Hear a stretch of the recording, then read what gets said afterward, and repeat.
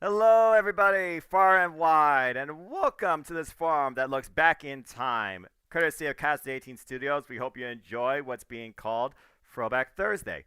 Over the coming weeks, months, and hopefully years to come, we hope that you will enjoy us opening the vaults and archives to look back at some of the most unique content across all of our platforms, whether it's Casa D18 Studios, the Jeff Meacham Network, NoDQ.com, my Sybil YouTube channel, The Sybil Man's Brand, and of course, FTW Productions, hosted by James Hebert at jhebertside95. It basically is just going to offer you a ton of classic content. So with that being said, buckle up, have fun, take a seat, just enjoy life and enjoy wrestling and enjoy what this Throwback Thursday has in store for you. And again, I hope that you stay tuned for many more that hopefully will come too.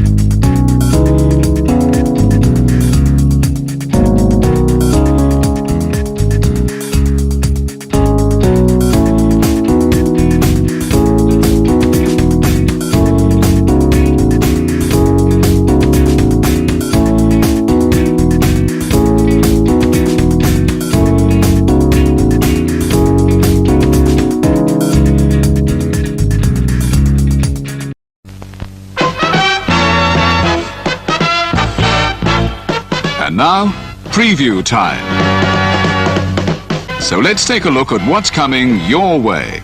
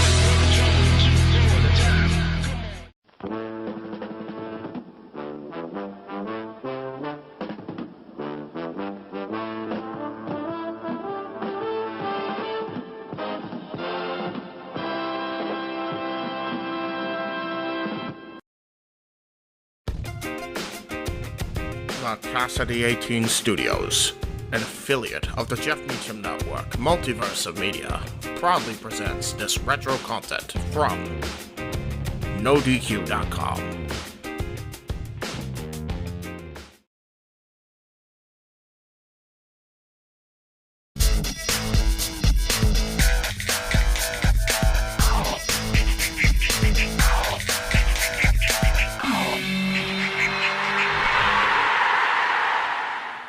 No, don't turn away. I know. You thought you were gonna be shocked. They're just glasses. It's just glass. No, I'm kidding. Yes, I am back. Yes, Talk Wrestling is back. For those of you that have been bugging Aaron for a month and a half, almost 2 months now. For those of you that have been besieging me on MySpace, wondering just where the hell is Jeff Meacham and what is he doing with his life, the answer is missing you crazy fucks. That's what I've been doing. I've been missing you people, and I decided the time was right, and, well, the main factor was I'm working about 10 minutes from Aaron now, so I can come here after work and get my aggression out from either making money or not making money. So here I am, Talk Wrestling number 46. There's been a lot happening in the last month. We had the Royal Rumble and No Way Out both, and we're going to talk about both of those in the next couple shows. But the first thing I want to talk about is you people. Thank you so much to everybody who has emailed me, who has stuck with me, who has wondered what's going on with me, with my son, with Jade, with everybody, with Aaron and Beth and everybody. I appreciate that so much. It means a lot to me that you guys care that much, or that you guys don't have that much of a life, that you want to know what's going on in mine. Either way, I'm happy, and it's all good, and I appreciate it. So thank you very much. We are back, and we're back on YouTube. And not just a 10-minute show. I can sit here and ramble as long as... I can sit and do this. And waste time. You know why? Because we got the full account back. I'll get to that at the end of the show. Alright, I've been wanting to talk about this to somebody, because I haven't been around anybody that's a wrestling fan except Jade. We didn't really watch ECW, but Christian's back! Christian's back! That's so cool. Not surprisingly, Vince McMahon feels... McMahon? Wow. Vince McMahon feels that he's not quite main event material yet, so he's on ECW to hone his skills and whatnot. He might be ECW champion by next week, which wouldn't surprise me. But to relegate him to ECW, I think is crappy. I think it's very poor decision of Vince McMahon and WWE Creative. He belongs on one of the big shows, Raw or SmackDown. I'm sorry, but he does. He's been a solid main eventer in TNA for the last at least 3 years. I think 2005 he debuted, late 2005. He was world champion in 2006, so I think he debuted late 2005. So that's 3 full years, 2006, 2007, 2008. He was in the main event of TNA, and the fact that he is being relegated to ECW and WWE is horseshit. He's a main eventer. He should be challenging, if not for the WWE and World Championships, then back for the Intercontinental and the U.S. Championships like he did before he left for TNA. He's right there at the top of the card. He should not be just the ECW champion, and the fact that he is tells me a lot about what Vince McMahon and what WWE Creative thinks of him, and maybe he made the wrong decision in coming back, and maybe he should have stayed with TNA. I know what it's like to feud with family, and the Matt and Jeff Hardy thing has just been so captivating, and who am I kidding? It's been terrible. They had Matt come out the Tuesday after the Rumble and sit in the ring and cut a promo while there was dramatic music playing. I felt like I was watching some monologue by a casting director that had produced that or something. And then 2 weeks later, we get the same thing from Jeff in the ring with dramatic music playing and clips showing. It's like, dude, let him talk and let him fight. You don't need to build it up. The build-up is already there. Let him go out at WrestleMania one-on-one. Don't need any gimmicks or anything, because we already have a Money in the Bank ladder match. So you can't really do a ladder match with these two, unless you really want to just kill the ladder match once and for all, having two in the same night. It's bad enough when TNA does all cage matches in one night. Just totally deadens the cage match process. The Hardys have been building toward this, and I find it very fascinating that they finally decided to turn one of them heel against the other. I'm not surprised it was Matt. Matt has been heel in the past against Jeff. You remember, for those of you who have been watching since the Alliance days, in late 2001, after the Survivor Series, when Jeff cost them the tag team title unification match, Matt kind of turned on both him and Lita. And they had a match at Vengeance 2001, which ended when Jeff pinned Matt. Although there was a foot on the rope, there was a whole big discrepancy there. But then they kind of pushed it aside and had Jeff and Matt and Lita all reunite at the Rumble that year, 2002, against The Undertaker. And then, of course, when Matt jumped to SmackDown in 2002 and laid Jeff out during an Intercontinental title match against Rob Van Dam, of course, everybody's favorite wrestler, including Talk Wrestling's, again, they kind of didn't really have a feud. They just kind of had the implication that there was going to be something. But now we have something. And I am looking forward to the match whenever it does happen. There is a rumor that's going to happen next week on SmackDown. But I've read the spoilers. I don't read spoilers. I'm better than that. I don't have to read spoilers. I get my news when WWE wants me to get my news because I am a puppet, people. That's what I do. I listen to Vince McMahon, damn it. No, I'm just kidding. I really don't read spoilers because I want to enjoy the show when I watch it on Fridays. And on Tuesdays when they do ECW spoilers, I don't read those either. China.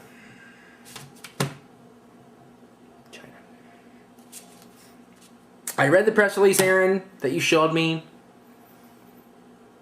I read who's involved and what it's called and everything, and they haven't named her co-star yet, but I'm afraid to know who she's going to be boinking next. I won't watch it because she's my friend, and it's weird watching friends have sex. I guess you guys know more about that than I do. I don't know what you guys watch for entertainment, but, you know. China is making poor decisions again. And that scares me that the people around her are allowing her to make these decisions. The last porn that was made with her was basically sold without her knowledge at first, and then it was embraced. This one, she's going into it with full knowledge, embracing it wholly in the first place, and I can only wonder what, if they even give her any thought, people like Triple H and Sean Waltman and Vince McMahon think of her at this point. And I wonder how much of a factor guys like Mark Cronin were in this decision. Because people like him dragged her down. Dragged her down? I don't know which one it is. Brought her down. Outsmarted myself. And now she's making a poor decision again. China, if you're watching, and I doubt you are because you have better things to do with your life than watch my show, apparently, including fuck guys on camera for money. But find my email in your book. Go to my MySpace, do something, and get in contact with me. Find the white light and run toward it. It's got red hair. It's got glasses. Just give me a call or something, please. Let me talk to you and see what's going on in your head. Seriously. Randy Orton. What can I say about Randy Orton? He's had this tremendous push since his return from, I believe it was shoulder injury. He's got a new theme song. He's got new accomplices. He's being really just thrust in our face going into WrestleMania this year, where he will face, it looks like it's going to be, he's facing Triple H at WrestleMania for the WWE Championship. Might he jump to SmackDown? But after what happened on Raw this last Monday night, there can be no doubt in my mind that he's facing Triple H. Orton has now attacked his father-in-law, his brother-in-law, and his sister, and Triple H, it looked like to me, broke kayfabe and came out to his wife's aid. SmackDown this week will be very telling as opposed to where they're going with Triple H and whether he's going to finally reveal after 5.5 years that he is a member of the McMahon family.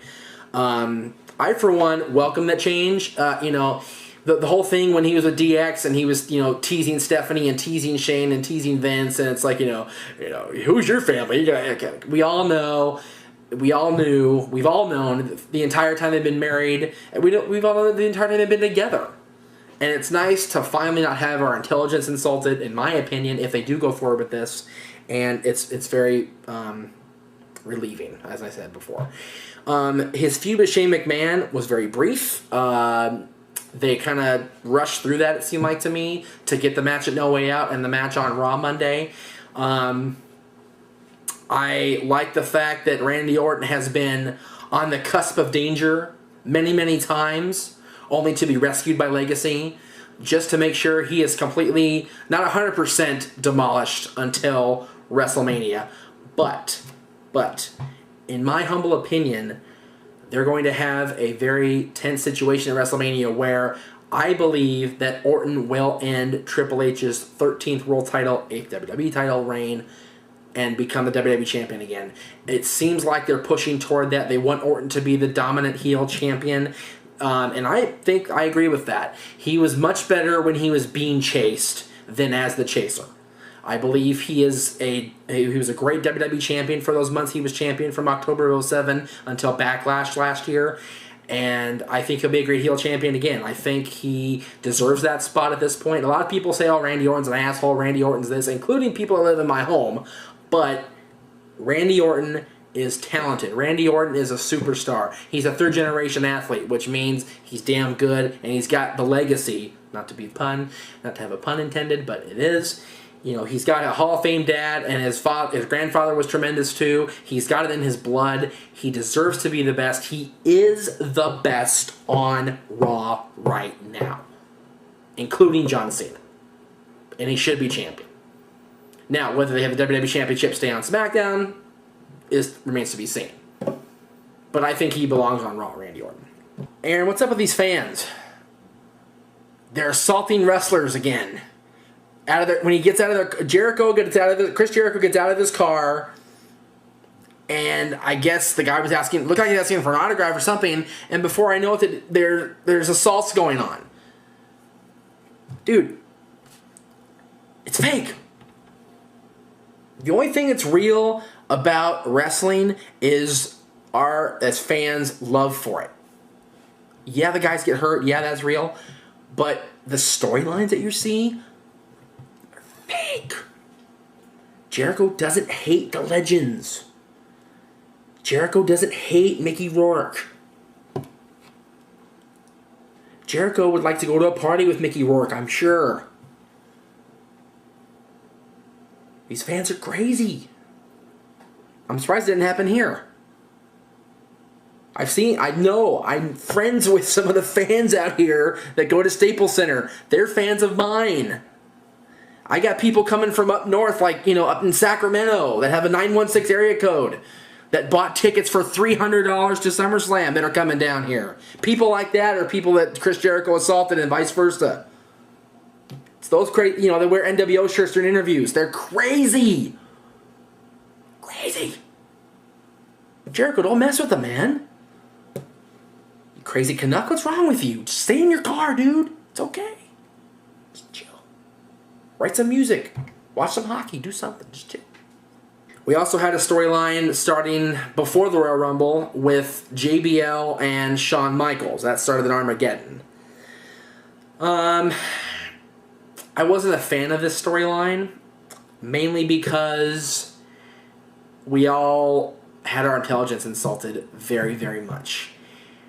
Shawn Michaels, at this point in his career and in his life, can retire comfortably. We've known that for years. He was away for 4 years and lived just fine, and took care of his wife and child just fine, except for his drug addiction. But financially, monetarily, they were good. The fact that he invested in the market and bottomed out when the economy bottomed out, I believe was far-fetched and stupid. And to have it all build toward a match where it was all or nothing, it very much felt like the Survivor Series thing in 2001, where the losing company would disband and break up and be gone forever. Companies are not made and broken by a match. Companies are made and broken by financial decisions, by booking decisions, by decisions made within the hierarchy of the company. Shawn Michaels' financial situation shouldn't have been determined by a match. Shawn Michaels there should have been some other storyline to build JBL and Shawn Michaels being, let's say, the number one contender for the world title, or like they're doing next week on Raw, having the right to go to WrestleMania to face The Undertaker. Now, I've heard rumors that they're going to throw a SmackDown superstar, Kozlov, into this mix for the WrestleMania Undertaker opponent. Please don't do this, WWE. I don't like Kozlov. Aaron doesn't like Kozlov. We don't like Kozlov. Make him go away. We didn't like him when he was doing the interviews in the crowd where he couldn't speak English. We don't like him now that he doesn't speak English. His theme music is stupid. It was a waste of a CD track on my new CD, which you can buy at Best Buy. Voices, WWE The Music Volume 9. Cheap plug for WWE. He's a waste. And the fact that he's still undefeated makes me sick. I also heard he defeated somebody that he should never beat for next week's SmackDown. No. Unacceptable. Regardless of what Aaron explained to me later about this, he shouldn't beat anybody on SmackDown. He should go away. But back to JBL and Shawn Michaels. I didn't like the storyline at all. I like the fact that it's over. I like the fact that Rebecca punched JBL in the face. That was awesome. The fact that she gave him the shiner, that was really cool. Because I've wanted to hit JBL more than once in the last 5 years. Has it been 5 years since he turned heel? Oh my god. That's right, he was champion in 2004, huh? Damn. Ugh. Back when Eddie was still alive. Oh, poor Eddie. And Eddie's looking down right now at his wife, or his widow, and her antics. Oh, God. Anyway, enough of that. Well, thank you all very much for watching the big return of Talk Wrestling after nearly 2 months in exile. What can I say? YouTube somehow realized the error of their ways and have allowed us back on. We are back at youtube.com/NoDQ&AV. If you had us bookmark and took the bookmark away, add it back. If you're our friend, friend us back. If you left our MySpace pages, myspace.com/Jeff Meacham and myspace.com/Aaron Rift, friend us back. We're back. Subscribe to YouTube page. Spread the word about people that don't know about the show yet, who have been under a rock for the last 2 years plus. Almost 2 years. I'm kind of exaggerating myself a little bit. We've been one of the most talked about shows on the internet, and I really appreciate that because you guys, you crazy wrestling fans, I talked about you guys earlier, ones that are assaulting Jericho and all that, but it's you guys that keep me going. It's you guys that make me take 2 buses to get here after work every week to hang out with this crazy fool for an hour and tape shows. But I do it because I know you guys are watching and you guys are going to comment. You guys are going to leave me kudos on my MySpace because kudos just warm my heart. I love kudos. They're so neat. Ow, I hit myself with the pen. That hurt. Anyway, next week's show, we'll talk about the Hall of Fame and the so far inductees that I've heard. We'll talk about Mickey Rourke and his involvement or lack thereof in WrestleMania. We'll talk about the current state of TNA. The fact they're releasing people they shouldn't be releasing. And we'll talk about WrestleMania rumors in general regarding the 2 biggest legends in WWE history. And no, I don't mean Gilbert and Funaki, okay? Tune in next week's show, and we'll see you then.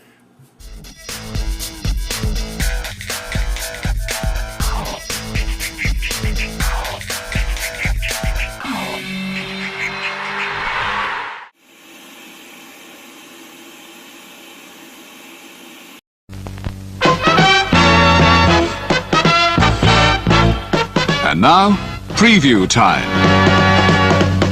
So let's take a look at what's coming your way.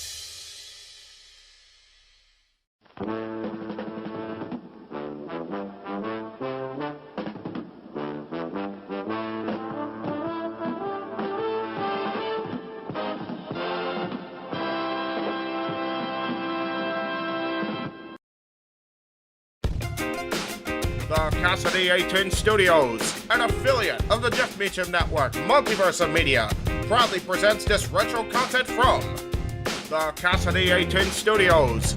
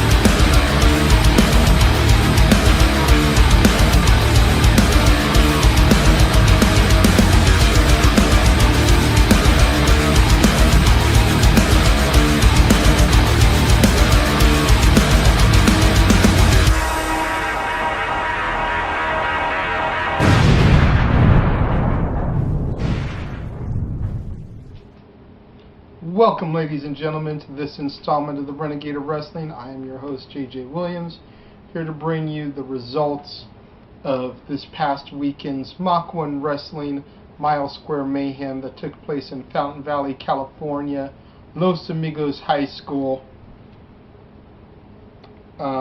We had a triple threat match to start off the night with Ray Rosas, Angel Lopez, and Ryan Kidd. Ray Rosas, the king of the fanny pack, bringing it back, got the victory in that match. Fresh to death over the comedy duo of Ridiculously Big. Thank God Big E wasn't wearing what I heard he wore at the NWA tapings, but then again, can't exactly wear that in a high school full of kids. Andrew Hillman defeated Family Stone member Cedric the Hitman with Stu Stone. Anchors Away defeated the Odd Combination of Todd Chandler and Luis Tapia. This was a little bit weird to me because Luis has been a heel lately and Todd Chandler babyface and Anchors Away babyface, and it's like, so is Luis supposed to be a babyface or is Todd a heel, or what the hell is going on in this match there, guys? But regardless of what it was a good match with Anchors Away defeating the odd couple, if you will. Family favorite, the Chef, with his Hostess cupcakes, defeated Joey the Bone Barone. Yes, that was his name, Stat Boy. Stat Boy's got an awkward look on his face for Joey the Bone Barone. Kyle Webb defeated our good buddy Jonathan Suave. Again, this one was a little bit odd because Kyle Webb has been a heel for quite some time in Mach 1. This match he was a babyface. I'm not sure if he's officially turned face or not, but he was definitely doing that gimmick with Jonathan Suave. Let me see here. We had Nick Madrid over Big Duke from the Scorpio Sky Experience, which means Jeff had that song stuck in his head for another day and a half. And when everyone thought was the main event, Jericho Matthews defeated Mikey O'Shea to retain the Mach 1 Heavyweight Championship. But it wasn't over there, folks. Oh no. After that match, we had a battle royal to determine the number one contender to the championship, since Jerick had just obliterated Mikey. And Angel Santos won that match, won the battle royal, last eliminating Nick Madrid.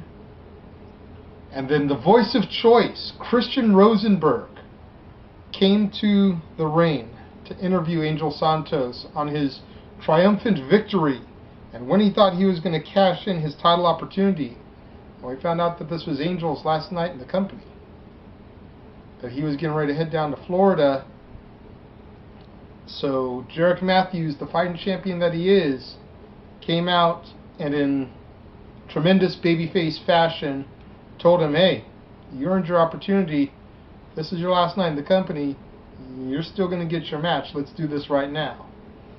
Jerick pulled a double duty, defeating Angel Santos, and coming out looking very, very strong when not a lot of people gave Jerick the credit he deserved when he first won the championship. A lot of people thought he was going to be transitional, and Jerick is proving every time he steps in the ring that he is a fighting champion, that he does deserve to be the Mach 1 heavyweight champion.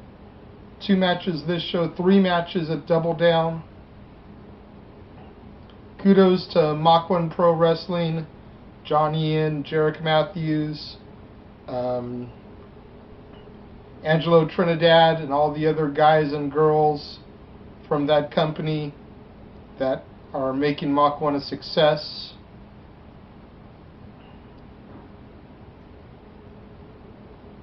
So, there it is. Stat Boys, this or that. I was waiting for that. It's like you're standing there in the corner. It was like, okay, we're having dead air here, sir. Can we do something here? Fine. We'll let the Renegade play this new used topical thing, thanks to the LA Kings, who a few days ago lost Game 4, but it's a lot of fun to do anyway. It's great for parties. So basically, what I'm going to do off camera, I'm going to give the Renegade a couple of choices. They could be darn near anything, and he has to pick one. It's that simple. Some of these have been at Kings games, and some have not. Some are off the top of my head. We'll start off with Facebook or Twitter. Facebook. I always forget to go on Twitter. The mustache or the beard. Goatee. Combination of both. Not a full beard, not a solo stash. If it wasn't for the playoffs, I wouldn't have this. It would just be this. Right. Chili cheese fries or chili cheese nachos? Either way, you get chili cheese, but I'll go with the nachos. Okay. A good old-fashioned steak or some good old-fashioned ribs?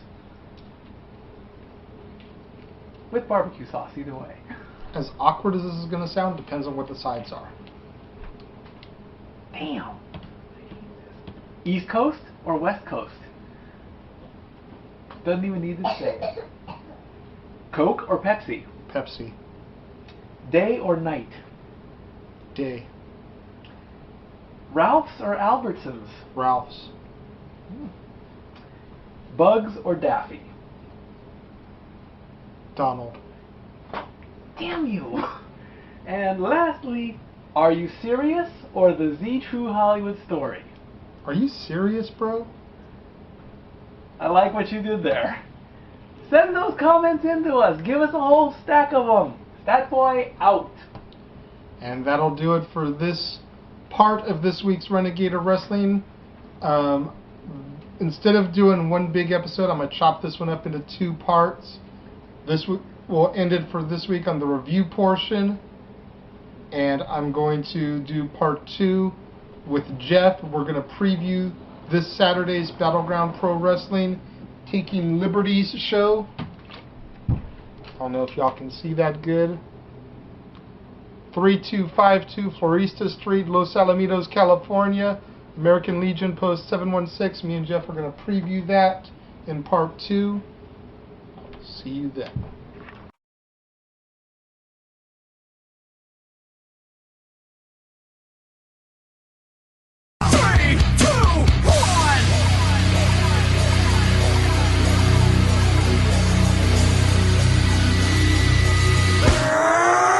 Here we go again!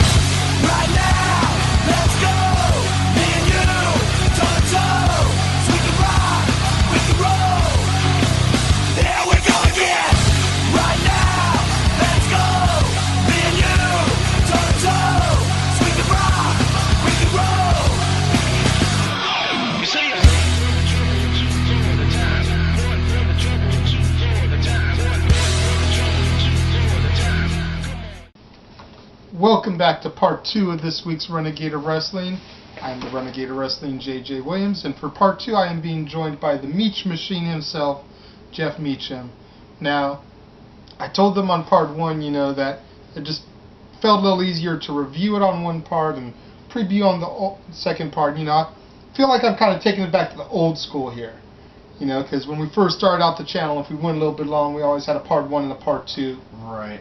I'm taking it back to the old school because I'm an old fool who's so cool.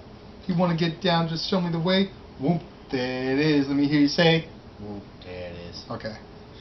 Now, I couldn't resist. Sitting here getting ready to start this part, and it just came to me. It was like, I'm going to sound like such a dork. I'm going to date how old I really am. But it works, damn it. That's okay. I was talking about, the fans I was talking about on Sunday, talking about, the season where Family Matters and Step by Step moved to CBS, and we all started just cracking up laughing how old we are. It's like, Jesus. But, and for the future, as far as part 1s and part 2s, be an awesome way to get 2 commercials in. This is Make some money. Money. Make some money. Yeah. Speaking Money, of that, money. we'll talk about those guys at the end of this show. Okay. Because I got a preview of my You got a little plug? I got a little cheap plug to give out there for our boy up in Hollywood. Yes, Now, as promised at the tail end of part 1, we are here to preview. Y'all can see that. I hope it's centered good there. Battleground Pro Wrestling, Taking Liberties, this Saturday, May 26, 2012. American Legion Post 716-3252 Florista Street, Los Alamitos, California. Doors open at 7:30, bell time at 8 o'clock. Tickets are just $10, folks. And $10 includes the post-party shenanigans. That is right. And there's nothing better than post-show shenanigans with drunken wrestlers and karaoke. Especially if one of them portrays a Russian. Yes. Because you all seen what happens When Russians get drunk. When Sasha Grefko comes out of that band. So. Yes. All right.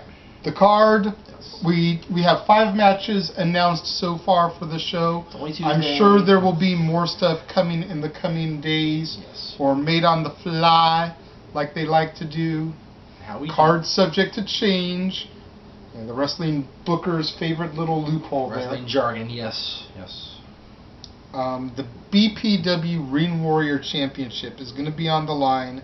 Jeremy Yeager, the champion, the hardest working man in Battleground right now, in my opinion, defending the title against Tito Escondido and Tyler Bateman, with Rays at ringside, always a factor. I have a problem with that already. Why?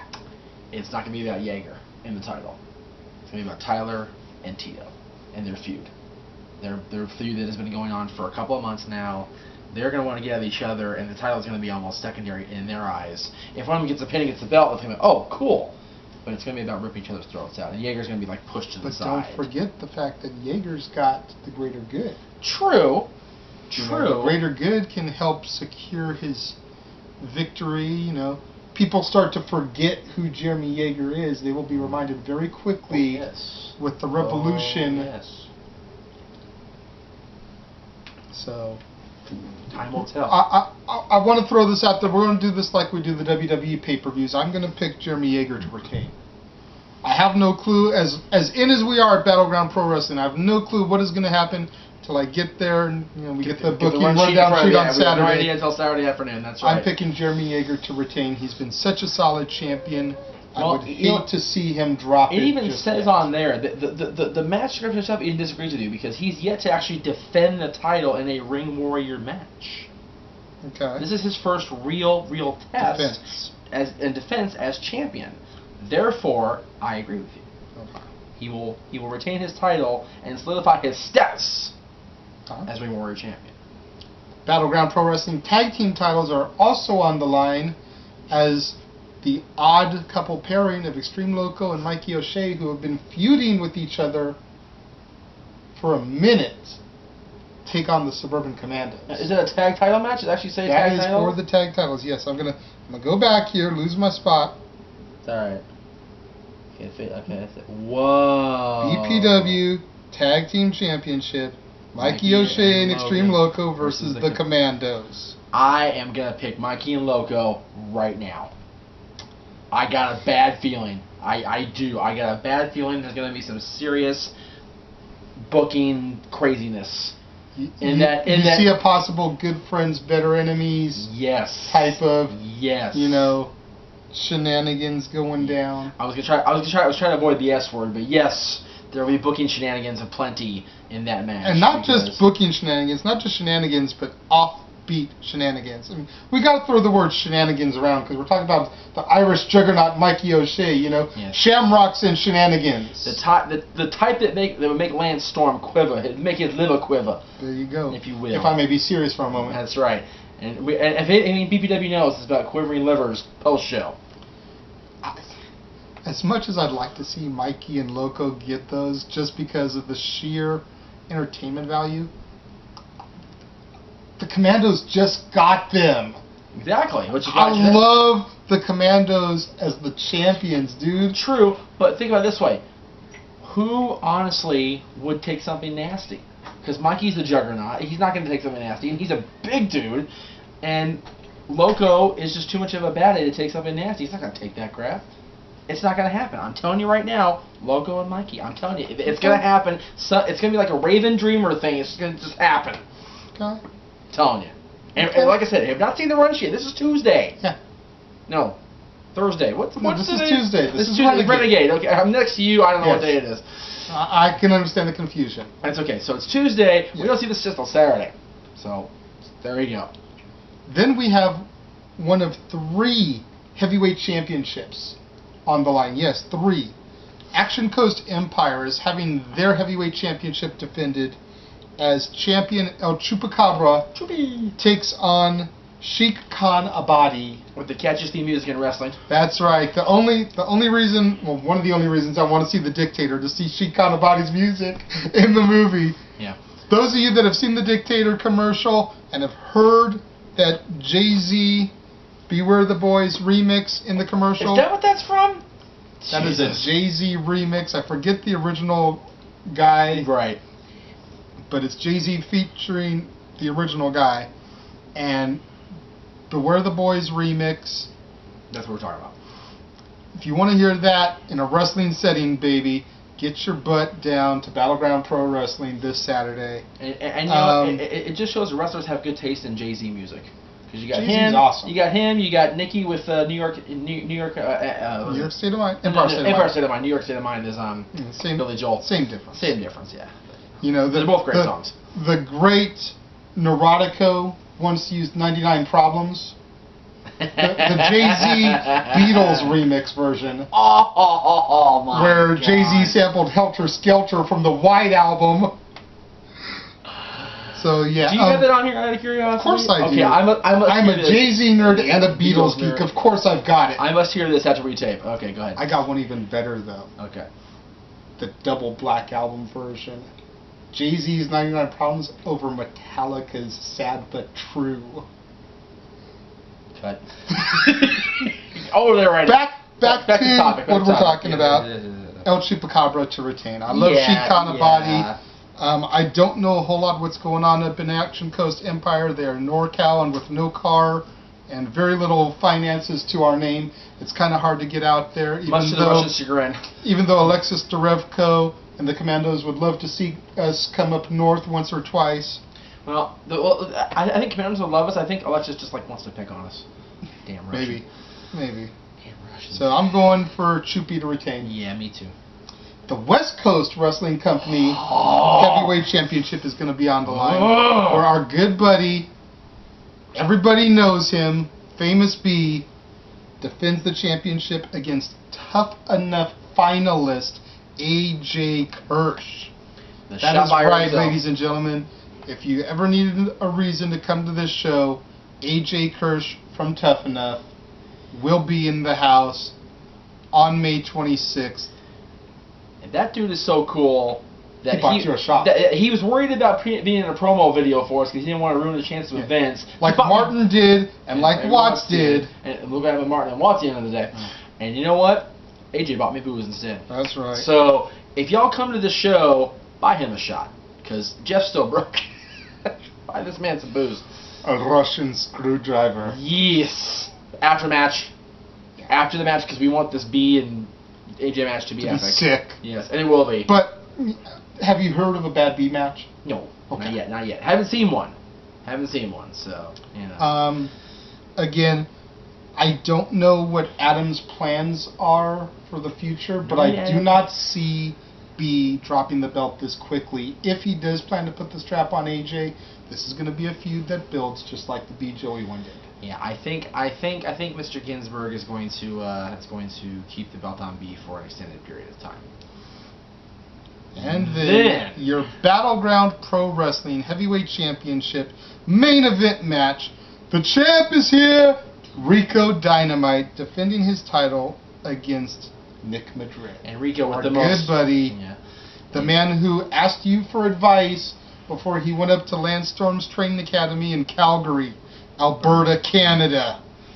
And runner-up for Rookie of the Year last year for Pro Wrestling Illustrated. And you know what? I will give both men credit because Rico not only is a tremendous talent and has arguably the filthiest entrance theme in Battleground Wrestling. Stat Boy. Awesome. No. I would like to thank Stat Boy for the use of his droid. I'm not going to throw this thing, dude. Come over here a little bit closer at least before I toss it. Seriously, Thank you to Stat Boy for using his phone so I could get the card up for Battleground Pro Wrestling, BattleRagesOn.com. Yes. Rico with, the talent he has, arguably the filthiest song in Battleground Wrestling. Just right away. I mean, we had to take Dylan out of the room for a second. Right. The show. And Nick Madrid, one of the most popular guys in SoCal right now. We heard the reaction at NWA. We heard the reaction at Mach 1. The guy's got a great fan base, and he has got the people at Battleground behind him after only 2 appearances. Yeah. But it's not his time. It's not his time with Battleground. I don't think. I think Rico will has a little bit more raunchiness left in him. Yeah, and you know what? This is his first main event in a long time. If they actually put him in the main event. Yes. Yeah, I remember AJ Kirsch is on the card, and he's a tough enough guy. So But if it is the main event, Rico will retain. If it's not, hard to call. Plus, the debut installment of Wrestlers Say the Darndest Things, featuring our buddy Sean Black. If y'all didn't see what happened at the last show, we talked about it. Sean thinks he's Bill Cosby. With the jello and the pudding. And now he's doing a parody of Kids Say the Darndest Things with wrestlers. First of all, who's going to wrangle and doing the shtick is what I want to know, because so far the Russians aren't booked either. Nor is Sam. I was going to say, there's quite a few people that have not been announced as being booked. Right. That are regulars. You've got Levi Shapiro and the Riv Circumsexy. Yes. You've got the Derevko brothers, either Sasha by himself or the dynamic duo of Dastardly. Yes. You've Yes, got I his know. partner Sam, as you said. Yeah. You've got B-Boy and Chris Cadillac, the Working Dead, the Revolution aren't booked. If he's available that weekend, Joey Ryan. There's a lot of people. Because we all know Joey Ryan can see the Pinky and the Nobodies aren't on the card. Ooh. Neither is Foob. That would be a very brief show. Just I saying. bet you that segment would be about as funny as your interview with Cooter. Yeah. So, Mr. the Foob Dog, what do you think about what's going on here in the Battleground Pro Wrestling? Thank you and good night. That's it. I hit my knee. I hit my bad knee. God. So hopefully all those guys, or at least some of them, will be booked on the card. Stellar performances out of them on a regular basis. Always. Maybe we'll figure out some kind of like fatal 4-way tag team match, for number 1 contendership to the straps. You got the Nobodies, you've got the Revolution, you've got freaking the Derevkos, you've got Circumsexy, you've got the Knights. You've got Sam and Sean. Yeah, if Sean can clear his What about Silverhearts? They're not on the card either. And we have not seen hide nor hair of them since the as a team since the title loss. Yeah. We saw Lucha. Loco pretty much obliterated them, but Ray has been MIA. where is Ray Rosa's head in Battleground Pro Wrestling? Is he the fanny pack lovable guy that we've all seen, or is he all of a sudden just lurking to his NWA side? The king of the fanny pack brigade. That's right. Are we going to see like the regular fanny packs, or are we going to see that evil, pretty fanny pack that he wears in Hollywood? The glittery one. Thank you for the word. I couldn't think of glittery for a moment there. I appreciate the cover. That was very awesome of you. Jade actually pointed that out at the Mach 1 show. She was like, look, his fanny pack glitters and sparkles. I was like, yeah, it must belong to Edward. So on that note... Cripple's still not here. So on that note, okay. May 26th, 7:30 is doors, 8 o'clock-ish. Bell time, $10 for admission, $8 for American Legion Post members and for kids. 3252 Florista Street, Los Alamitos, California. American Legion Post 716. The Casa D18 Studios family will be in effect. Stat Boy will be there, being the BITCH of the house. No, wait a minute. I love him, but okay. The Gopher. Well, is that a little bit better of a name? Well, no, here's the thing. Here's the thing with Stat Boy. Stat Boy will do if he's asked, but he should really. At least this isn't like the military. Don't ask, don't tell. This is very true. I love you, Stat Boy. You're in sweet chin music range right now. Whoa, yeah. I love you, Stat Boy. Stat Boy will be in the house, being the resident Gopher.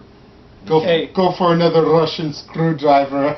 That's right. I need the liquid courage. If Sasha Derevko wants a screwdriver, I'll go get him one with a double shot of vodka. And then he'll ask Phillips or Flathead. Jeff and I will be on the stage, tweeting our thoughts on the matches, results. The cripple may or may not be in the house with the boy. Depends on his behavior. Yeah. So we look forward to seeing y'all this Saturday. Come on out. Taking liberties. For the Renegade of Wrestling show, I am JJ Williams. Thank you, Jeff, for coming out. And we'll see you this week on the channel.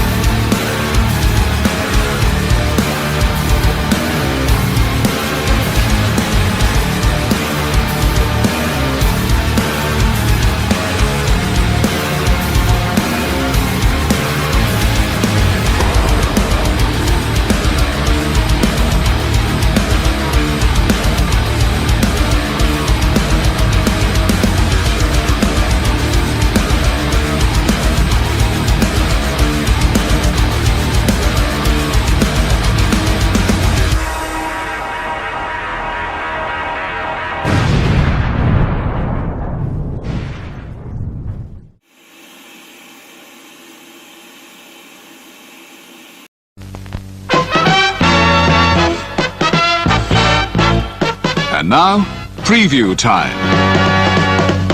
So let's take a look at what's coming your way.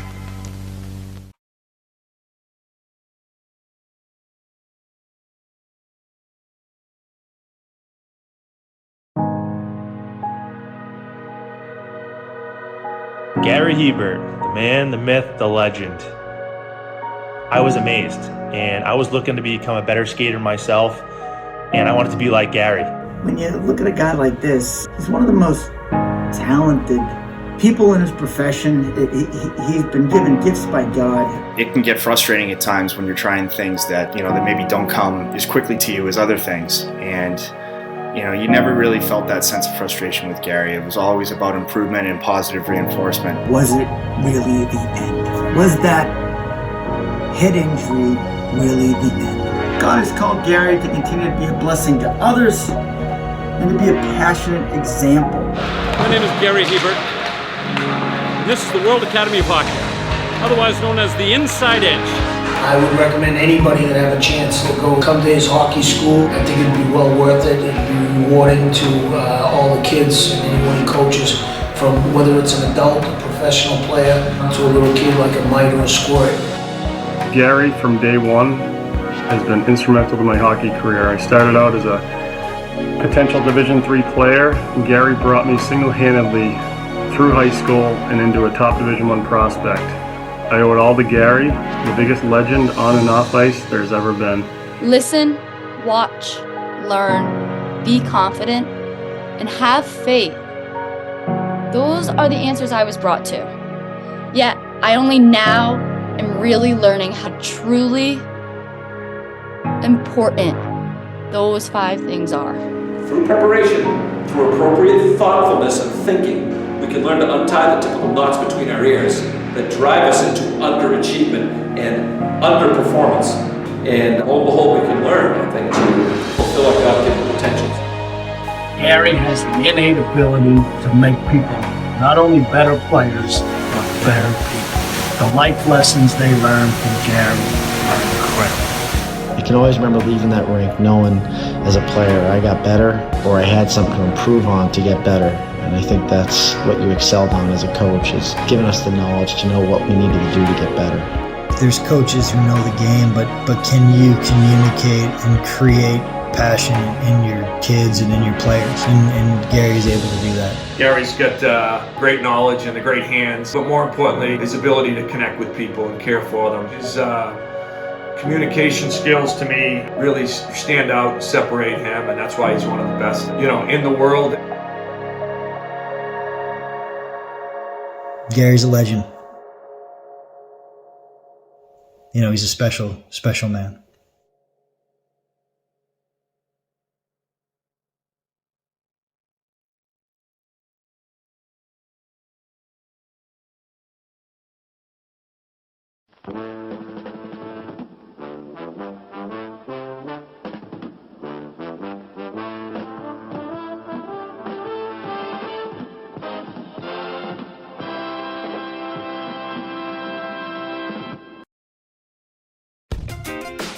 The Casa D18 Studios, an affiliate of the Jeff Meacham Network, Multiverse of Media, proudly presents this retro content from the Casa D18 Studios.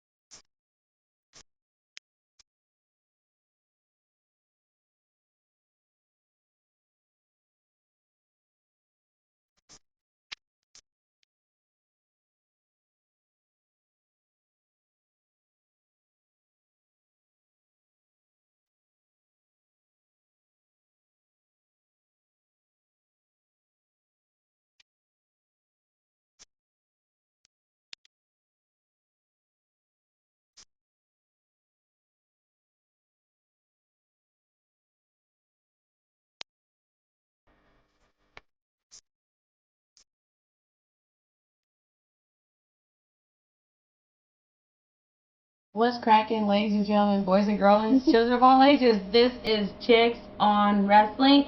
I am Pinky, and this is Jade Hogan. Really? Bossman said to do it. I didn't feel like going through my whole spiel. You know who I be, whatever. We are doing final resolution predictions. Woo! Yay! And I'm sorry. Dang. Better than WWE right now. Hello. At least Impact TNA actually listens to their fans. What? Yeah, didn't we just have a conversation about that the other day? Just yeah, more. Anyway, you want to start from the bottom or top, or just start from wherever? Wherever. Okay, let's start from the top. Surprise me. You're a dork. Well, you said it right before I said that. I was getting the words out, and then you jumped in with it, so well, it worked out kind of. Yeah, it worked out kind of good. Yeah, something like that. Anyway, World Heavyweight Championship match this Sunday is Jeff Hardy versus Bobby Roode. I am not liking this because I'm sorry, Roode, you suck. James Storm should have been in this match and not you. But hopefully James Storm will at least get him his top shot. I think Rude is pretty good, actually. Of course you would. Explain why. I don't like him. Okay. But as far as a wrestler goes, I think he's really good. Yeah, he's got skill. Yeah. Okay. Or else he wouldn't be there. Yeah, you're right, but then again, a lot of people in TNA don't have skills and they're still there. Robbie E. Did I say that? Ouch. Yeah, just a little bit.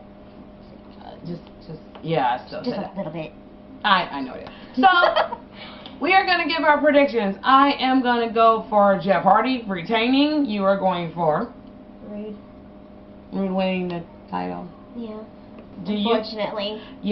Question, do you think that would set up a championship match between Rude and Storm in the near future? I would hope so, actually. Yeah? Either that or a change. And go back to maybe Beer Money. Because they kind of gave like a little bit of a tease about it. Yeah. The last pay-per-view. Yeah. And it was kind of like, ooh, yay! Beer Money. Cool. Aww. Damn it. You know? Yeah, it's one of those, aww. Yeah. Sam and all the Sam. I'd like to see them back together as Beer Money. I would too, but that would kind of cancel out somebody else who James Storm used to be tag team partners with. Wildcat Chris Harris. Where are you, buddy? Where have you been? I'm thinking maybe. Did he get released? I don't know. Or is he just in the back? Can somebody give me a statistic on Chris Harris? Is he future Endeavor too, though? Anybody? Oh, he is future Endeavor, dagnabbit. Well, I guess no more America's Most Wanted, and hopefully at least there will be Beer Money, but even if it is Beer Money, it'd be nice they turn heel. What? Yeah. Oh, yeah, so... Because, I mean, I love Storm, but I think he actually makes a better heel. Than face? Yeah. Because of the long dance of rednecks, all my friends. He has a better attitude as a heel. You think so? Yeah. So he's a better badass. Oh, well, he's still a badass anyway. He's just placating. A mean badass. Oh. He's got that mean streak that is just kind of pushing to come out. So if Beer Money does get back together, hint, hint, wink, wink, Dixie Carter, creative at Impact, TNA Wrestling. Because I think Rude is completely good at being a heel. Yeah, He is stuck in heel. Sorry. He's good. He's really good at what he does. Right. He's ass. Complete ass, but works for him. But I think Storm needs to go back. Okay, And be a heel. So it would be profitable. And he's been a face long enough. It's time for him to go heel. Mm-hmm. Okay, I see your point, and I hope you guys, if you guys have any comments or questions, leave them down where? Down here. Exactly. But let's see what you guys think about that. You guys think Beer Money should get back together, or should they just separate forever? Because if they do get back together, it might be a nice heel turn for James Storm. Be kind of cool. So I guess if he does turn heel, him smashing people upside the head with bottles is the thing to do. Yeah. Okay. I like it. Cowboys are needing to do that kind of thing, Yeah, I agree. And don't waste the beer. That's alcohol abuse, you jackass. And then smash. Yeah, drink the whole thing. Drink the whole, drunk. Get drunk, then smash. And then smash. Yeah, okay, cool. Next match. So you don't feel it. Love it.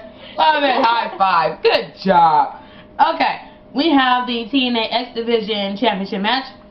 Rob Van Dam, who really needs to get a whole new song, versus Kenny King. What the hell? Yeah. Really? No. No. Excuse me, it should be Rob Van Dam versus the notorious KID Kid Cash. I would like to see that. I don't know. I'm kind of enticed by Kenny King. Kenny King? Why is that? He has some skill. Of course he has. If you watch the matches that he's in, He's got some real skill, and who better than Rob Van Dam to put him against? Rob Van Dam has got some skill. Right. But putting him against him can seriously make him shine if he does it right. If it's done correctly, it can be beautiful. Exactly. Okay, so I mean, not saying that Kid Cash wouldn't do the same, because he's a great wrestler too. But I think they put him in the right kind of match with Rob. I'm not sure Rob is one of those ones that is the X Division kind of a person. Yeah, I totally agree. He was X Division long before X Division was even thought of X Division.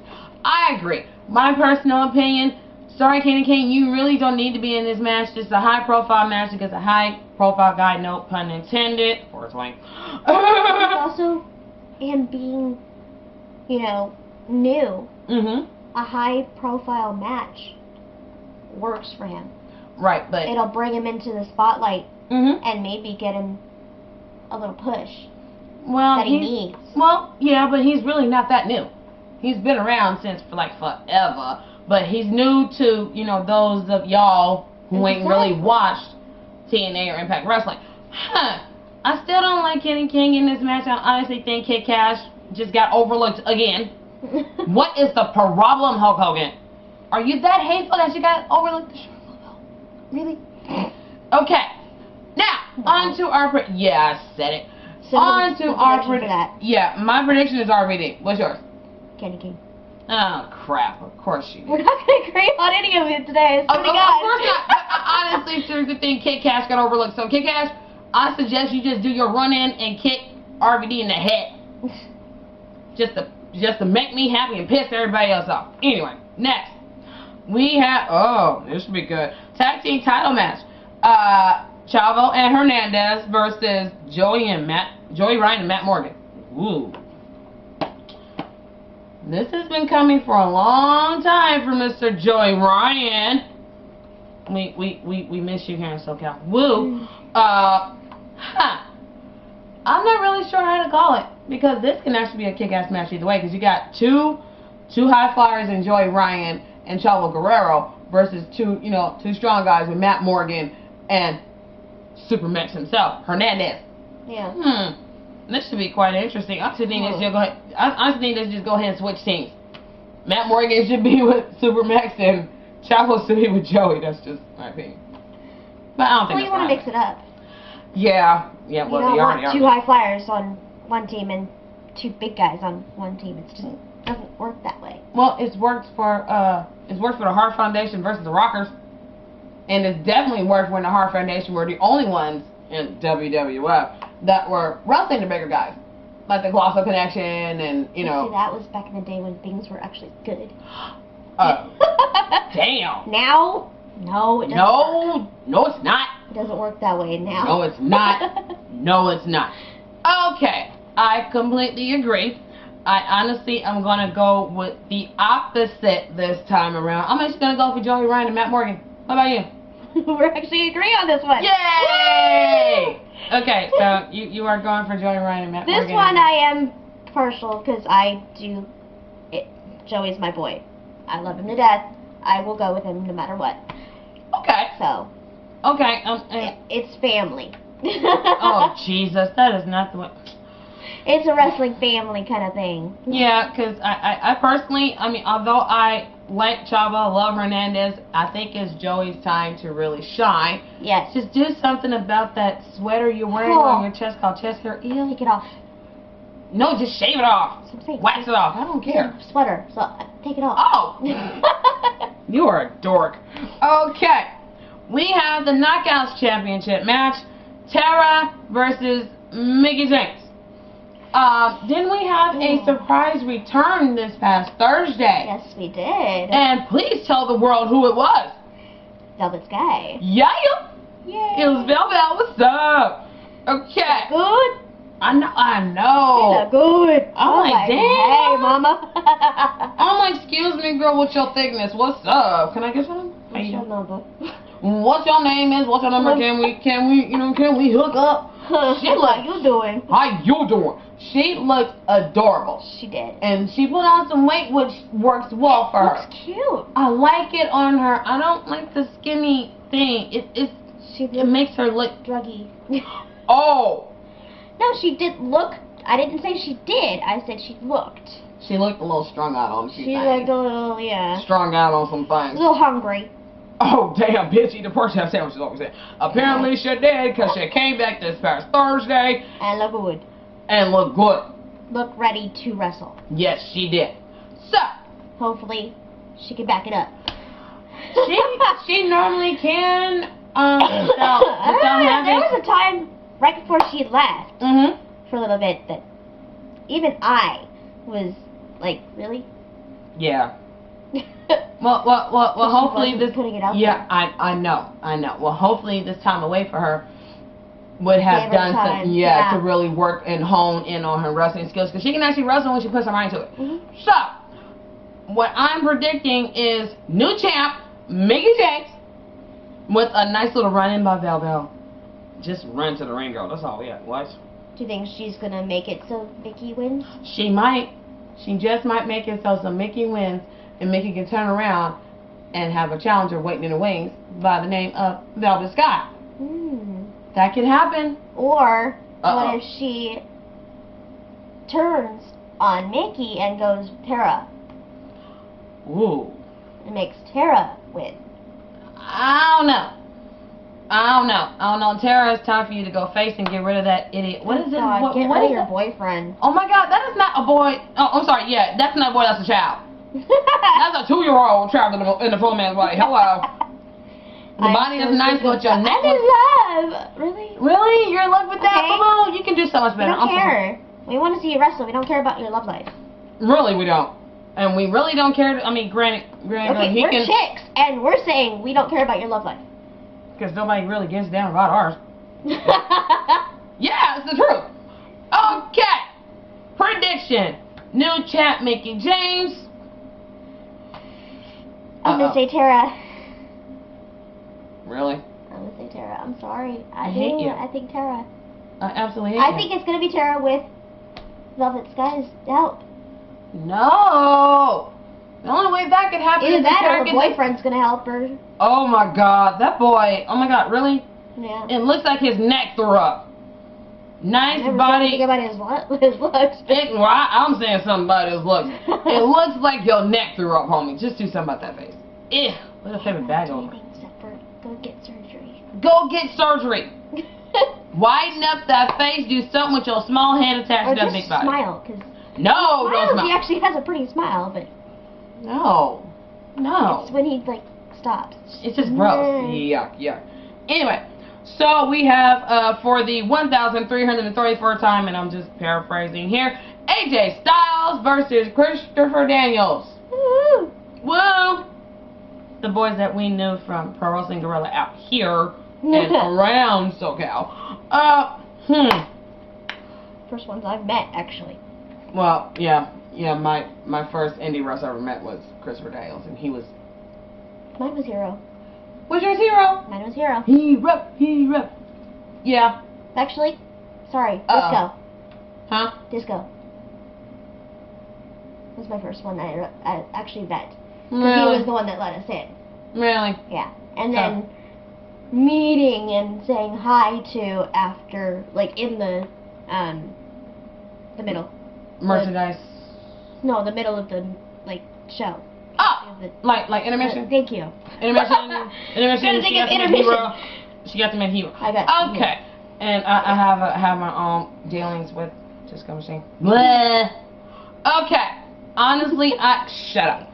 Honestly, I think they are going to put on a fantastic match as always. Oh God! And I honestly think I honestly think they work better as a tag team than they do singles. Get rid of Cass and you do Gangnam Style, Daniels. I think as long as they work together, they make great individual. Well, they they're always working each other. That's what I'm saying. Right, exactly. Working each other, yeah. then they make great individual wrestlers. I agree. Working anybody else, I would agree. Tag team. Totally. Yeah, because they were fantastic as a tag team. I love you them. had oh my god, I love them as a tag team because you had Daniels who was ground and pound and who actually can do some high flying best movesaw ever with AJ Styles and his mercy. That boy flying across the ring with the I don't know how he does that when he goes into the air for freaking little butterfly. He just legs move and he moves too. It's a beautiful thing. He's a Peter Pan. Without the tights. Oh, no, he does have tights. He's the Peter Pan of wrestling. Whoa! Okay. I don't know. I'm kind of torn. I'm sorry, I'm hyper. Dang. She didn't have some sugar today. No, I don't know I really what's wrong. didn't. You really didn't have no sugar today? I'm just going on a natural. Oh my god. Sugar high. Oh my god, bless her. Okay, I'm not sure who to go for because I'm kind of torn. I think I'm gonna go with Christopher Daniels on this one. Everybody knows my answer. Oh crap, AJ Styles. AJ Styles. All the way. All the way, AJ, all the way. Okay. We'll see what I love happens. Christopher. Don't get me wrong. But I gotta go with AJ. Okay, I don't know who wins because seeing as how AJ will not have another title shot until Bound for Glory 2013. If it was Daniels versus anybody else? Kaz? Yeah. Oh, you are so could bad. have been like he's the best around, but yeah. No. Whatever. It's not. No, it's not. Okay. So for the record, I'm gonna go with Christopher Daniels. She is going for AJ. Do you think Kaz will be getting involved in it? Of course he will. That boy can't stay uninvolved in nobody's freaking match that involves Daniels in it. See, that's the only, and I'm gonna end up probably wrong. Okay. With my pick because of it. Mm-hmm. But I think that's the way that Daniels will win. Is Kaz will get involved. Mm-hmm. And being that AJ is not supposed to, win anything big. Right, but he's been winning next matches. year. Right. Oh, well. He'll make him lose the match. Okay, I completely understand, and I think still picking AJ, but because that's my point. You're basically saying just on the fly. Yeah. Okay. Now the next match that we have on the card is Bully Ray versus Austin Aries, who does not look like Davey Richards. Yes, he does. No, he does not. Probably he does. No, he's not. Honestly, because Austin has been calling out Brooke Hogan and calling out her relationship. Calling out her relationship with Bully Ray. Yes. Stop it. I honestly think Bully Ray is going to take this one, beat that ass, and let's go home happy. I'm going to go with Bully Ray on this one. What about you? Really? Yeah. Really? Really? Really? Really? Of course, I'm going with Bully. Wow, that's two we agree on. I would ask the reason why, but I think you all know the reason why. No, please and thank you. Anyway, I've always been partial to Bully, that's why. Yeah. I've always liked Bully. I don't know why, but it maybe it's the accent. Maybe. I don't know. And the fact that Austin Aries made you say please. Okay. Now, last match we are going to talk about this show is going to be Angle, Samoa Joe, Wes Briscoe, and Garrett Bischoff versus the Aces and Eights. Oh, crap. Why do I have a bad feeling about this? Thank you, Boss Man, for that one. Go ahead. Oh, I'm totally going with the heels on this one. Are you really going with Aces and Eights on this one? I'm so going with it. Oh. I think I know why. If you smart marks, us wrestling fans who know what the hell we're talking about, might have done your research on some pictures of Garrett Bischoff and Wes Briscoe. They might be part of Aces and Eights. What did you say? Oh. I just broke the 5th glass ceiling. Hi, Cole Cabana. How you doing? What is that? That's that. Ooh. Well, I can't wait. Of course you can't, because you want to be sure that you know what you're talking about. And for the simple fact that I never do. Apparently. we haven't seen two of the members in quite some time. Since Garrett and Wes Briscoe have come to the forefront. You know, Wes Briscoe, gut check, Garrett Bischoff somewhere in the back, you know, trying to be Garrett They Bischoff. just haven't revealed in so long. It's getting to the point where you're like, really? Yeah, I agree. It's boring. It's getting to the point where it's boring again. Okay, since They it's need getting to boring. bring it Yeah. again and show us some more. So we get, ooh, yay! So do you think that there might be a turn during this match? I think so. You think so? I think so. Oh, buddy. My prediction, oh crap. I really hope I'm wrong on this one. Come over to the dark side. No. Damn it. My prediction is aces and eights. Woohoo! She did come over to the dark side. Don't get happy. Only reason why I say I am that. happy. I don't know why, but I am happy today. The only reason why I say aces and eights, because like my co-host said, there has not been a revelation as to the next member of Aces and Eights in quite some time. So, yeah.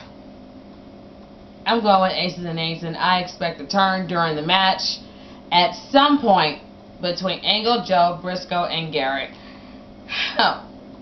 Poor Angle. He might have egg on his face for promoting Briscoe through gut check and Joe. And, You did Aces and Eights a favor. Oh, you're a dork.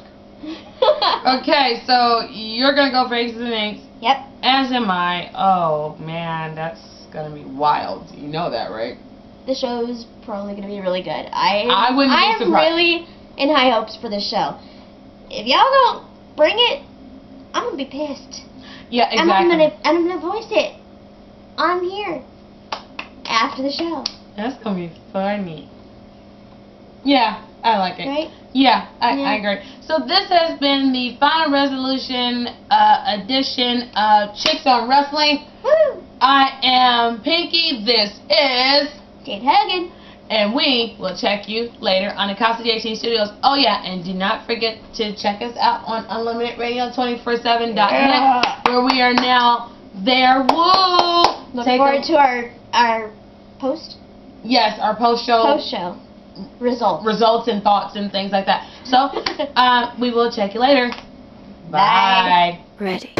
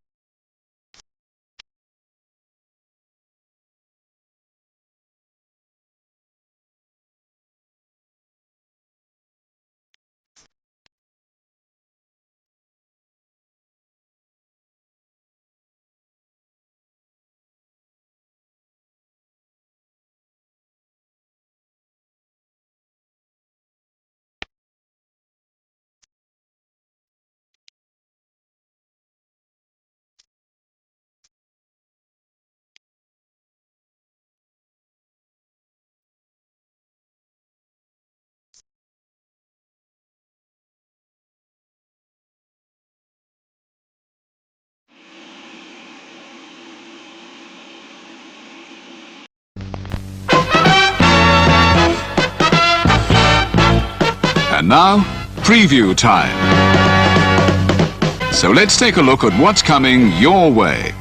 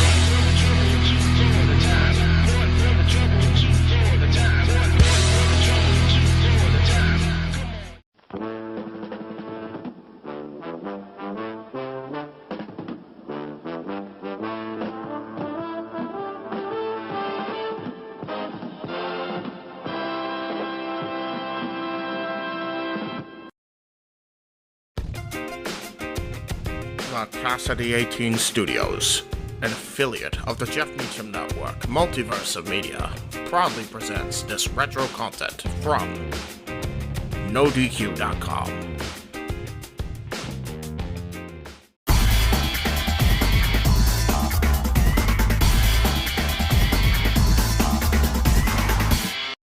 Brock Lesnar, I know a little bit of sign language, so here's to you. There you go. Worst Austin impression ever. I sounded more like John Laurinaitis than Austin, but what can you do? Welcome everyone to No DQ&A Video. I am the owner of No DQ, Aaron Bryan, here to answer some questions and talk about wrestling. So let's get right down to it. What do you think about Brock Lesnar being in the WWE 12 game, and does this mean he will appear in WWE soon? My thoughts are, first of all, I'd like to congratulate THQ for pulling this off, having Brock Lesnar in the new WWE 12 game. It's going to make them a lot of money and get a lot of publicity for the game. So, yeah, great stuff right there. WWE worked out a deal with Brock Lesnar and Paul Heyman several months ago for merchandising, and this is probably just going to be the first project of several with WWE and Brock Lesnar. Lesnar said in an interview recently that he's not ruling out a return to WWE. If the circumstances are right, he would consider something when his fighting career is over with UFC. And he took a little pot shot at Steve Austin, mentioning the time way back in 2002 when Austin was supposed to lose to Lesnar on Raw, but instead walked out on WWE and left the company for several months. And Austin responded, saying that he had a tough night sleeping just thinking about Lesnar's comments. So for people asking about is there real beef between the two of them, I don't think so. It's just the two of them just working the audience and getting people talking. Old school professional wrestling hype right there. And that's just all there is to it. Now, will Lesnar appear in WWE again? If I had to bet, I would say yes. I think it's not going to happen anytime soon, but I think if the circumstances are right, Lesnar will at least make like one appearance in a match. If WWE offers him a light schedule and a lot of money, Brock Lesnar at the end of the day, he's a businessman, and I think he would take the offer if WWE made a good one for him and all the stars aligned and all the pieces fitted together and everything fell into place, whatever you want to call it. So, yeah, I definitely see Brock Lesnar making some kind of appearance with WWE down the line. What do you think about Brock's comments about Undertaker? I think this is what Lesnar said. I think there was one guy that I had a problem with, and that was Undertaker. If I would have gone in the ring with him, I would have ripped his arm off and effing beat him with it. Like I said with Austin, it's just Lesnar, working the fans and just, trying to get people interested. And it's just old school pro wrestling. I don't think there's any real beef between those two. And, that whole confrontation with them was, Vince McMahon and WWE trying to work out something with Brock Lesnar to have a match at WrestleMania with Undertaker. And WWE wants to work with Brock Lesnar. They want Lesnar back and in some kind of capacity. And, they're getting it for now with the video game and the other things. And maybe someday once Lesnar's no longer competing in UFC, then, things can get more serious in terms of Lesnar getting back in the ring. Hey, Aaron, other than Cena and Cody Rhodes, who would you say is in dire need of a gimmick revamp? I would have to say Ted DiBiase. He was back in 2009. I saw him in the ring live, and I was really impressed with him. And I commented that at the time that I thought that this guy was going to be the future of the company, and I have no idea what happened. It's just, first of all, they made a huge mistake giving him that whole $1 Million Man gimmick. Having him trying to live up to his father's gimmick and try to recreate that was just a bad idea, because there's no way that DiBiase Jr. was going to be able to recreate the magic that his father had with that gimmick. So that was the first bad idea, and teaming him with Maurice wasn't a very good idea. They just didn't have any chemistry together. And now he's just kind of just a guy on the SmackDown roster. So yeah, they definitely need to repackage him and do something with him. because a few years ago he was looking to be like he was the next big thing, and just it didn't work out. So they need to just keep trying different things with him. Would you agree Shawn Michaels' WWF in 1996 is wrongly overlooked and underrated? When you look back at those main event matches against Mankind, Bulldog, Austin, Sid, Diesel, Vader, blah, blah, blah, not one bad match, in my opinion, and with his influence on the Attitude Era. Well, who's saying that he's overrated during that period? I'm kind of curious about that. I think Shawn Michaels' entire career was, the man. And, I think if he had to choose between the first part of his career and the second part of his career after he came back from the injury, I think most people would say his second half was better, but they're both great. There's it's like saying one is 5 stars and the other's 4.5 stars. It's just Shawn Michaels was always one of the best performers in WWE and always highly regarded. It was just during his first run he kind of had the backstage attitude and all that, but definitely in the ring he was always a top guy, no doubt about it. What do you think about celebrities being inducted into the WWE Hall of Fame? Is there anyone actually deserving of the induction, unlike Drew Carey, who only made one appearance? Well, I can understand why WWE does the whole celebrity wing of the Hall of Fame, to get some extra publicity or whatever. But it's kind of stupid when you have guys like Drew Carey going in there. If anybody was going to go in that I feel deserves it, it's Mike Tyson. Mike Tyson in 1998 made a huge difference for WWE business. I mean, Steve Austin was on his way to being a major superstar, but Mike Tyson brought in all the new eyeballs. So all these new people were being exposed to the Steve Austin character for the first time. And that's what helped WWE really gain a ton of momentum in early 1998 and helped allow them to get back into the game against WCW. So if there's anybody that deserves it, in my opinion, it's Mike Tyson, for sure. How is it that SmackDown is a safer working environment than Raw when all the same people are involved? And is there still chaos? And there's still chaos. Dolphin Swagger attacking Airboom before the match, for example. Yeah, I mean, that was the whole logic problem with this storyline, is that they're trying to claim that it's an unsafe working environment, and why, it's one thing for the heels to say that because they're heels and, they're cowards and whatnot, and they're going to make excuses, but when all the baby faces start complaining about an unsafe working environment, it makes no sense, especially when you go back through all the years, all the crazy things that have happened in WWE, and nobody ever complained about it. So, yeah, that was just, you asked too many questions. On behalf of WWE, I'm telling you that you're asking too many questions, whoever sent in that question. Stop asking questions. Check your brain at the door. Where is Skip Sheffield? Well, last I heard, he was just having complications from his ankle surgery. He really messed it up in 2010, right after SummerSlam, and I guess just he hasn't fully recovered from it, unfortunately. And it's weird because he was one of those guys that was really highly regarded by WWE, and he was one of the along with Justin Gabriel and Heath Slater, he was one of the guys that they were going to push the hardest of the Nexus group. So just a really unfortunate circumstance for Skip Sheffield, and maybe someday he'll get back in action and be healthy again. We'll just have to wait and see. Why did Test not get over? I think his run in ECW in 2006 was good. He had the look of a good bad guy, and I thought he had good heat from the crowd. He could have made a good ECW champion if given the chance. Well, the closest Test ever came to being like a main event type guy was in 1999 when he had that storyline with Stephanie McMahon and that awesome match with Shane McMahon at SummerSlam 1999. Really great match right there. And it's just WWE gave up on him. He actually got over, and then WWE did the thing with Triple H and Stephanie, and Test just faded into the background, and he never really recovered after that. It's maybe partly Test's fault. I mean, he was never the best on the mic. He was just okay, and in the ring he was good but not great. And it's just that the fans after a while just saw him as a mid-card guy and never saw him as anything more than that after his first main event run kind of fizzled out, 1999. All right, that about does it for NoDQ&A video. You can leave a comment, youtube.com/NoDQCAW.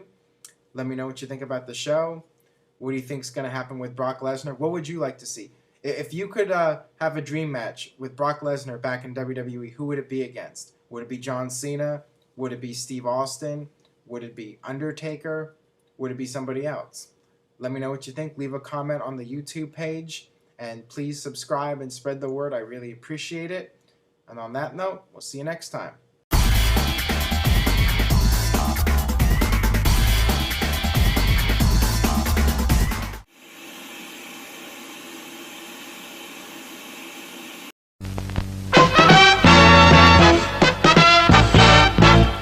And now, preview time.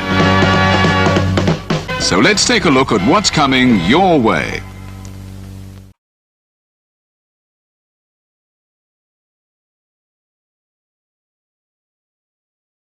You ever wanted to come into a sports bar where the barkeeps know their game?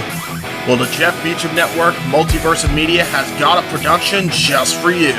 Sit down and relax as the Stat Boy and his partner break down the statistics in all things sports. Whether it's football, basketball, motorsports, baseball, hockey, soccer, professional wrestling, mixed martial arts, boxing, and much, much more. All are welcome.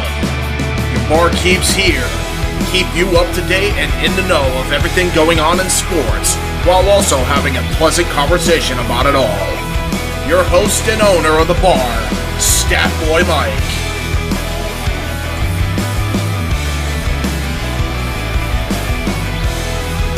His partner in crime, Dory Lou. And a host of other guests coming in. The food's hot, the seats are warm, the drinks are ice cold, and the sports talk is plentiful. Casa D18 Studios presents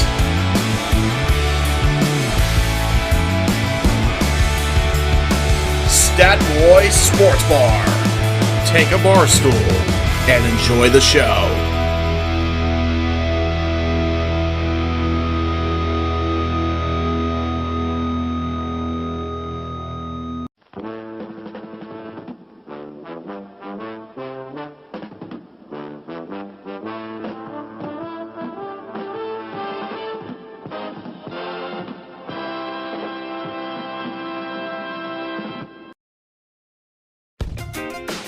The Casa D18 Studios, an affiliate of the Jeff Meacham Network, Multiverse of Media, proudly presents this retro content from the Casa D18 Studios.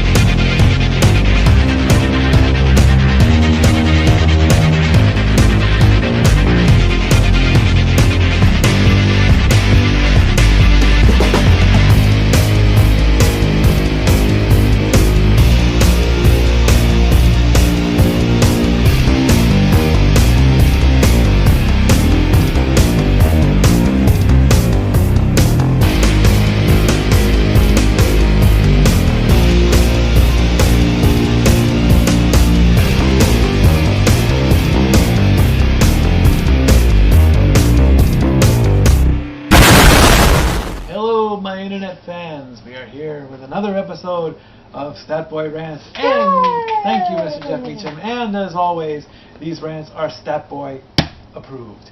This is episode 46, as I said. Today we're going to be doing, I will get to my eventual predictions for Over the Edge, Over the Limit, call it what you want. I don't care, I don't know any, because let me throw out, first of all, I don't give a rat's ass about what happens at this pay-per-view, because, you know, like I said it before in other episodes, there's only one good match that I really care about, and that's Punk and Daniel. Not Punk and Brian, but Punk and Daniel. Your name is Daniel. Your name is Brian. Whatever your name is. You know who you are. Okay? And, yeah. Okay. First of all, though, gotta talk about Monday Night Raw. And the saddest part of the show, the most pathetic part of the show, was what happened to our good friend Paul White, the Big Show. Okay? Last week on SmackDown, Mr. John Laurinaitis said, if anybody makes fun of my voice, they will get dealt with. And of course, Mr. Paul White, who has said before, excuse you, that's okay, has said, I like to entertain, I like to make people laugh. He made fun of John Laurinaitis. Even John Laurinaitis decided to humble the giant, and basically Laurinaitis said, if you don't apologize, you will be fired. So he comes out to fight Kane, which is punishment enough, because let's face it, Kane sucks with this whole Predator double mask thing. That needs to die too. And even the finish of the match looked god awful. It looked like it was like a 400-pound man slipped on a banana peel in a choke slam. Because let's face it, I mean, you gotta have like maybe 3 Mark Henrys if he really is the world's strongest man to even attempt to lift 500 for 400 pounds of the Big Show. I'm sorry, okay? It looked like he slipped on a banana peel with Kane's hand wrapped around his neck, and he hit the ground and took the pin. Okay? So Laurinaitis is sitting there, whatever, and Big Show said it. He said he was sorry. Which, in this day and age of contracts and loopholes and whatever, he did what he was told to do. He said he was sorry. Oh, but Mr. Laurinaitis decides to flex his power, and I want you to get on your knees and beg. Well, unfortunately, Paul did that too, and wasn't good enough or whatever. And, Laurinaitis fired him right then and there, which was just downright stupid. I'm sorry. We were all sitting here at Casa D18 watching that stuff, and it's like, really, Big Show? Really? I mean... I think, if I may interrupt, I'm sorry to interrupt. I don't think we were so upset at the fact of the firing itself and the segment itself. We were more upset at the fact that it took 20 freaky minutes or whatever it was to get through that one segment. That's gimmick infringement on J.J. Williams. I missed this gimmick. This was a good gimmick. This is. I love this. I just may do the show like this now. I'm Stat Boy with a bag over my head. I am quite ugly now that I've shaved my head, so yeah. So it is going better for me, I think. Okay, with the freaking ginger playoff beard in effect here. The power of spontaneity. That's right. That's a big word. But anyway, yeah, I think we were more upset at the length of the segment in general than it was of the actual result of it, because good God, that took forever. And I did see somewhere on one of the reports that during the commercial break there was a nice, thank you show and whatnot, and he bowed to the audience, which is the nice way to go out. Of course, I'm also hearing things that maybe this firing thing isn't going to be long. I don't know. The other moment in Raw was at the very beginning of the show with Paul Heyman and Triple H coming out. Now there's lawsuits abound, and it's like,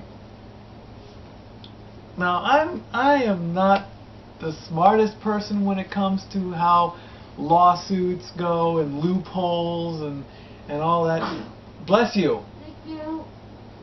Jade, if you're gonna sneeze, go ahead and sneeze. I'm not gonna hate on you for sneezing. I'm just trying to keep quiet. Sorry. Everybody put a bless you, Jade, in the comment box for Jade needs some blessings. Okay. Yeah, remember, this is the one show where nobody gives a shit if we interrupt or not. Yeah. No, nobody cares on this show. And if you have to sneeze, Go right ahead. You got to sneeze this week, you got to fart last week, it's okay. It's all good. It's all good. Thanks for busting me out. Actually, no. Sneezing and farting are involuntary actions that you cannot control. If you see her farts, she can control her farts. She says her names them. Put that in the comment box. Sneezing and farting. Yeah, there you Plus go. you trade for your aiming farts. That's what you should say. There we go. Anywho. Hashtag. The whole thing about the contracts thing is like, if a person gets fired, like, okay, if you're working a job, normally in the state of California, if you get fired, you're entitled to unemployment benefits or whatever, unless your job company is a douche. But if you quit the job, then you get jack shit. I mean, if I was to quit my job at Disneyland, which I'm never going to do because they're going to have to drag me out of that place kicking and screaming because it's a job, and actually there's a small part of me that likes it more than anything in the world. But a very small part. No, it's more than a small part. It's a small part after all. Shut up, Meach. Batman. Anyway, it's like, okay, like I said, if you get fired from a job, you're entitled to something. If you quit from a job, you're entitled to nothing. So why does Brock Lesnar feel that just because he demanded stuff which he shouldn't have been doing because he's a bully, let's face it, why should he get what he's entitled to? Why? Because he's a coward, for one, and two, because he wants to try and bully the legal system. Now, of course, this is all storyline. I don't really think there's anything, but if you're gonna do a storyline about lawsuits, do it right. Now, the whole thing when Triple H put his hands on Heyman, yeah, we all saw it. But assault and battery is like, if you're gonna put your hands on somebody, deck them. Don't just. And even though Triple H had his arm in a sling, it's like, you still got your one good hand, deck him. Then it's assault and battery. Yes, Meacham? Assault and battery, the actual definition of it, Hunter did actually do that on Monday. No. So, and as far as... what about actually decking him? Well, if he decked him, we'd all cheered and, whooped and hollered, but that would have been even worse because he probably could have inflicted injury on Paul, would have been, assault and battery with intent to injure. Did Heyman ever wear a soft collar? Or was that... Gertner did that, I know that. I know Gertner did it, and Gertner I know, Vicky. No, not Vicky. Well, she did for Raw, too. Jim Cornette, he wore a soft collar at one point. For a minute, yeah. And as far as the lawsuit with Brock, that basically is, he feels that he made demands of Laurinaitis, and Laurinaitis verbally agreed to them in front of thousands of people in the arena, millions of people watching on TV. It's legally binding. That's where Heyman comes from when he's doing the lawsuit for Brock's behalf. Again, total storyline, total BS, but that's where the storyline comes from. I don't even like the idea of verbal contracts because, it's like, at the end of the day, contracts don't amount to a hill of beans in this crazy world, so let's let them go, whatever. Because, like I say, you gotta go through every possible loophole there possibly is. Okay, now, on to the pay-per-view. Let's get on with that stuff. I don't have the number of days that everyone's been in the title, because honestly, like I say, I really don't care, but I will take one for the team and give my picks. In the WWE Championship match, CM Punk versus Daniel Bryan, I'm torn down the middle. I'll be happy if CM Punk retains. I'll be happy if Daniel Bryan becomes the new champion. But since I really have to pick, I will pick Daniel Bryan becomes new WWE Championship. The whole stuff with AJ and Caitlyn that happened on Raw, I was waiting for AJ to slap Daniel. Why didn't that happen? She can go around and slap Caitlyn, but she can't slap Daniel? That's wrong. The Fatal 4-Way with Sheamus, Del Rio, Randy, and Jericho. Sheamus is going to lose the belt, I feel. I would be happy with Del Rio winning the belt. give a little bit. I think he's due for a nice title run. Damas y caballeros, el campeonato de WWE, Alberto Del Rio, campeonato. There's Spanish. See, Step Boy's bilingual. Well, he has to be working when you work, shit. Let's see. The IC title is not up for grabs. The tag team belt, the tag team match. I like Kofi and R-Truth as a team, but I think I would want to see Jack and Dolph get the belts. It would establish them much better as a tag team. They're a good team now. Giving them the belts would be even better. So Dolph and Jack should get the belts. And of course then Vicky can come out, excuse me, let me introduce to you the new tag team champions. Go on from there. Cena versus Laurinaitis. We want to see an ass kicking, but don't be surprised if a screw job comes into play somehow. Because really, Laurinaitis is almost older than dirt wrestling wise. So, if they could, if Laurinaitis gets like a couple moves off, I will be very surprised. This reminds me of Stone Cold versus Eric Bischoff. This is one of the most and honestly, Cena's gone through. But the problem is, Ace is the one that invented the Stone Cold Stunner. Yeah, really. So it's in reverse. And honestly, Cena's gone through enough. With what he's doing in his personal life, it's been all over social media. And let me quickly touch on that. Leave him alone. What he does in his personal life is his business. Thank you. That's all I'm going to say on that one. Because we don't need to drag this through them. It's like I saw so many videos from other people doing shows about John Cena getting a divorce. It's like, oh my God. Here's a news story. Breaking news. John Cena woke up this morning. You know what else he did? He probably got on a plane. And then he had breakfast. Snakes on them. And then he landed and he had a nice breakfast and then he went to the gym and he got all buff, Then he had lunch because he had to eat. He signed some autographs for some fans, and then he did media, okay? And then he got to go home and he had dinner, and then guess what he did at the end of the day? He went to sleep. Let's drag all that through the mud, okay? If John Cena got a divorce, that's his business. Especially with thank you Jeff Meacham, thank you very much. It was in fact TMZ actually put a video of him with his dad and his wife at a show 2 months ago before, and it's just stories. So like I say, I really want Cena to win and banish John Laurinaitis to the 12th level of hell, called the Future Never Club, and we'll go on with that. Well, you want, but will he? That's the question. It's watch for a swerve. Watch for a swerve. That's all I'm going to say. The pre-show dark match with Kane and Ryder, 544.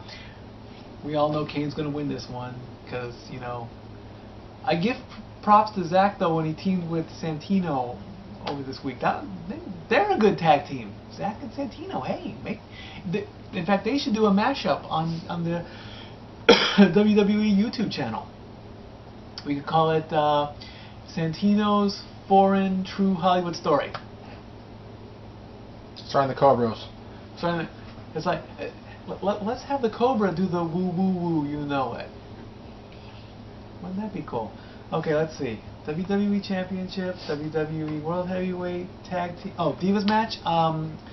With Beth and Layla. As much as I love Layla as champion, I want to see Beth as champion. Beth needs the title back.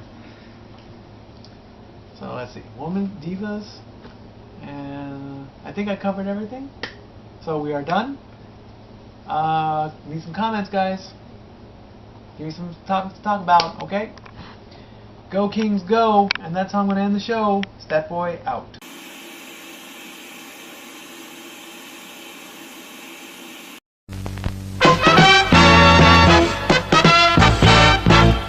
And now, preview time. So let's take a look at what's coming your way.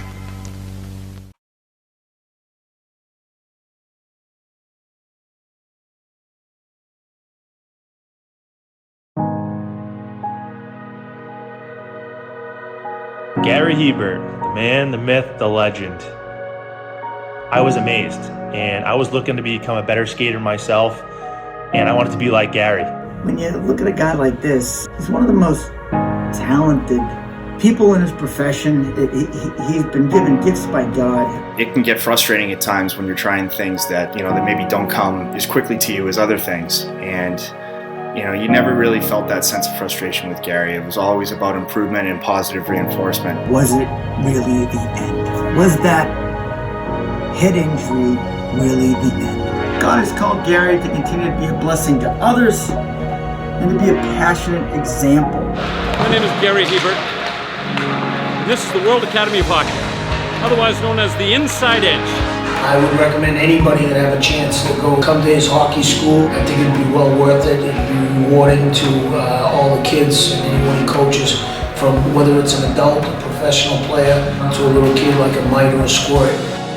Gary, from day one, has been instrumental to my hockey career. I started out as a potential Division III player, and Gary brought me single-handedly through high school and into a top Division I prospect. I owe it all to Gary, the biggest legend on and off ice there's ever been. Listen, watch, learn, be confident, and have faith.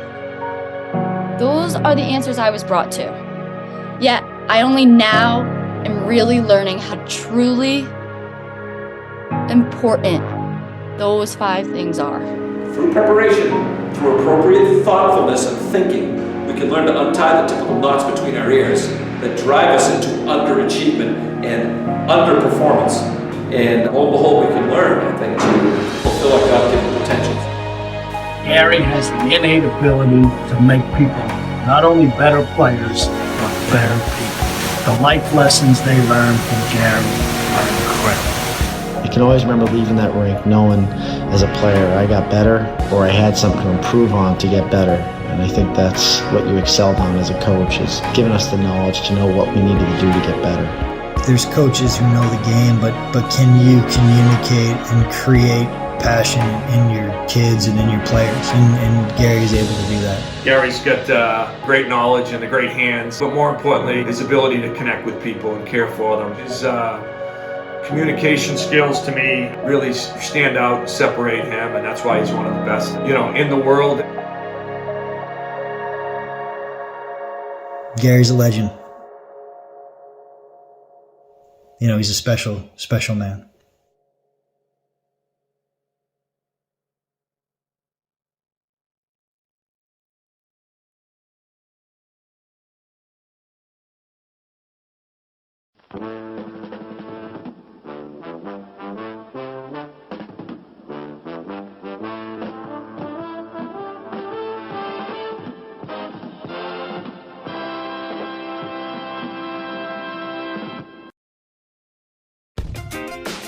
The Casa D18 Studios, an affiliate of the Jeff Meacham Network, Multiverse of Media, proudly presents this retro content from the Casa D18 Studios.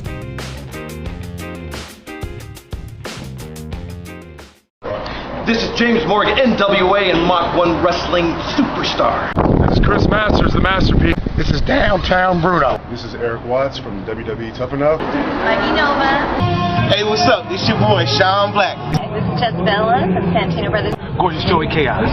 Yo, monkeys, it's me, DDP, Diamond Dallas Stage, and you are watching Dads on Wrestling. The Dads on Wrestling. Dads on Wrestling. Dads on Wrestling. On YouTube. Week on YouTube. On YouTube. On YouTube. On YouTube.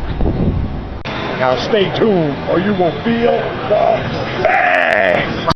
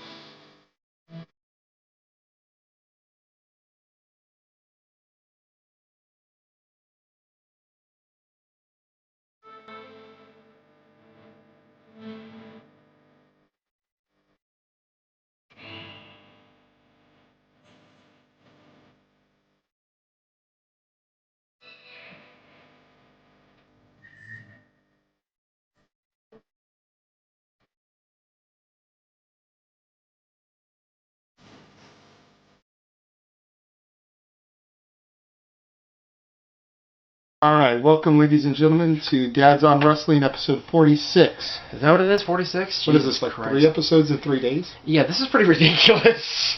But we're the only ones in the house that want to film.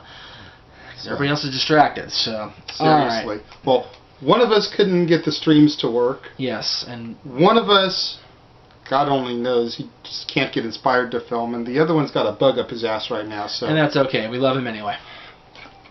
Vengeance Aftermath. Just happened. We just got back from Alberto Del Rio Lanes, as you call him on Twitter. That's right. Alberto Del Rio Lanes in Downey, California. And it was his place tonight, because that place was cheering for him. He made it happen. Did you hear how hot that crowd was for Mark Henry? You know, I was actually, like I said, I haven't been with you to this place before. This is my first time at Del Rio Lanes. That place was bumping for Mark Henry. I'll tell you that right now. It's a tiny little bar. They can maybe get 70 to 75 people in. That's what the guard was saying when he was talking about next month. They're actually selling advance tickets to get into that place next month. It's like, I'm going to be on my fat-ass couch right out there. Series. It is Survivor Series. I'm sure they do pre-sales for all the big four. I'm sure they do. But Survivor Series is going to be a Casa D18 exclusive up in here. So that's right. Vengeance started off with the tag titles on the line. Yeah, which... With the All-American Perfection challenging Air Boom. We missed that one completely. Air Boom retained. How, I don't know.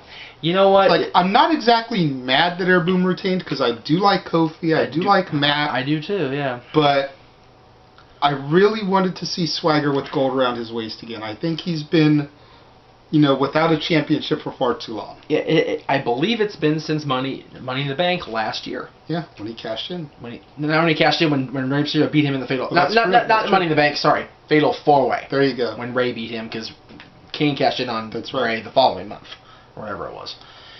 And then but it was a very solid match. It was. You know what? There was not a bad match to be had tonight. I honestly think that, and we talked about this on the way there. I was really worried about it being good on paper and then being typical WWE and just...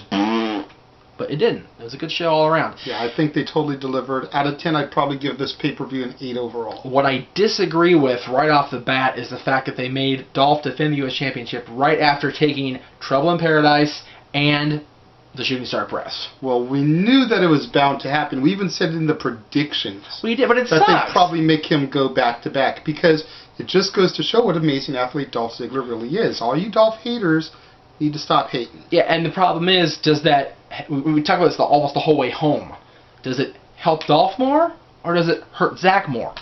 I think it's a little bit of both, Second match, obviously, Zack Ryder challenged Dolph Ziggler for the U.S. title, and Zack lost. Yeah. I think it's a little both, but I think it really hurts the credibility of Zack Ryder as a contender. Yep.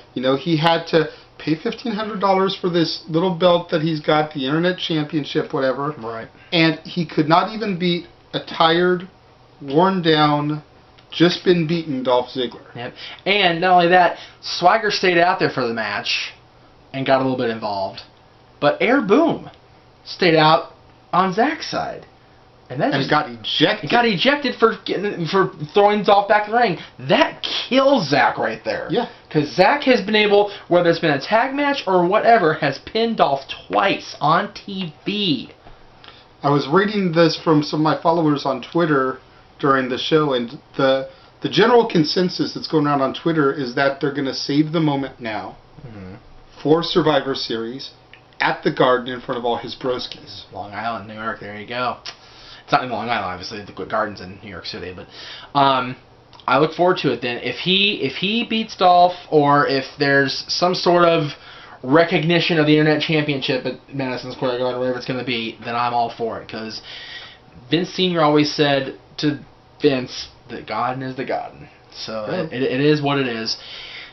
Then they went to the Divas match, I believe. Yes, third match was Beth versus Eve, which apparently there was some kind of ambush backstage between Beth, Natty, and Kelly. And the Bells were just kind of standing there doing nothing. Eve then got involved in. Yes. So Natty and Kelly were banned from ringside at this match. Courtesy of John Laurinaitis.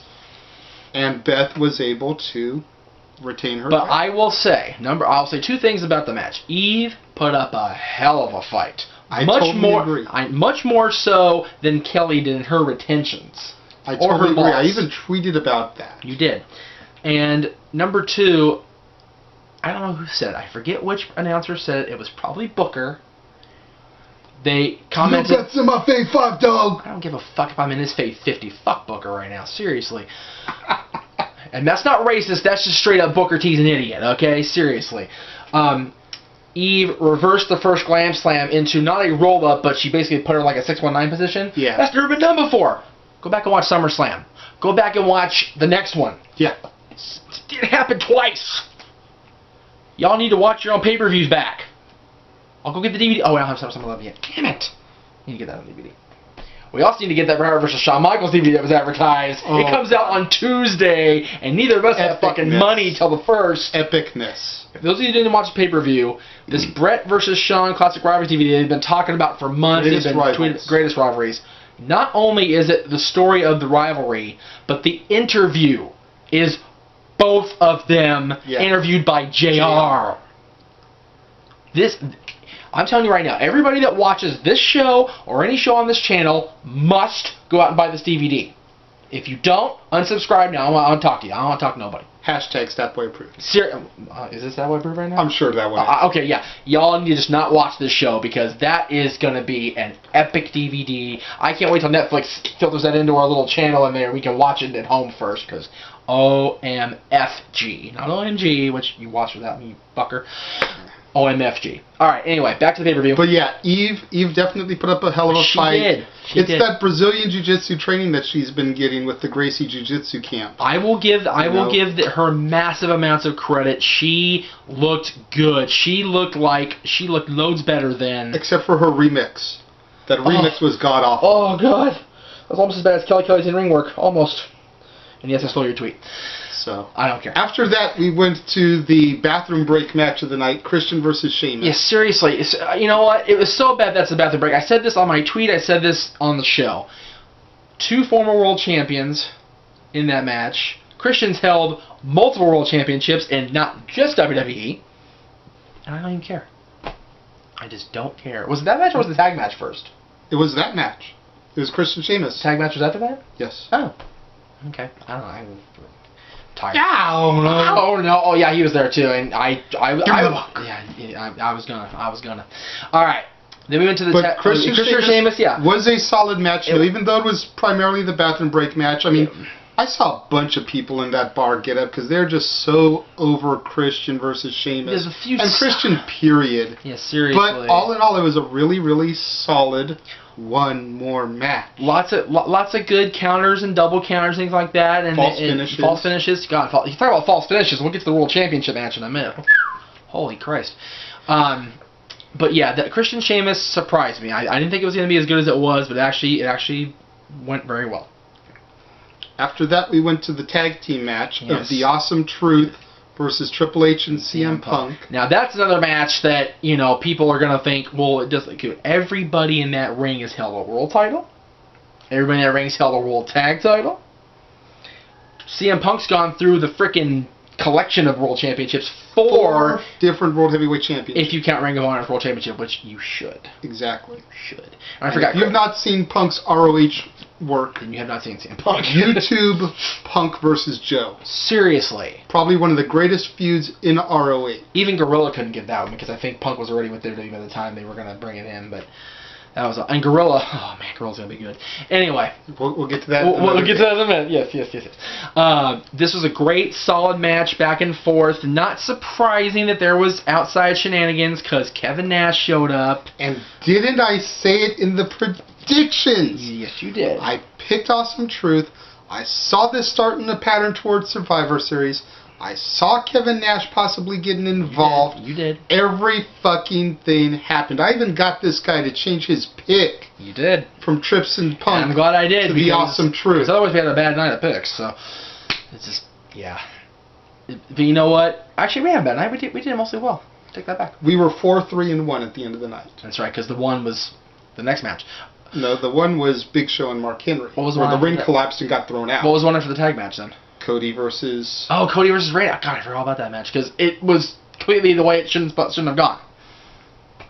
Cody versus Randy should have been Cody being put over and getting the big rub, and instead Randy RKO's him. 1, 2, 3.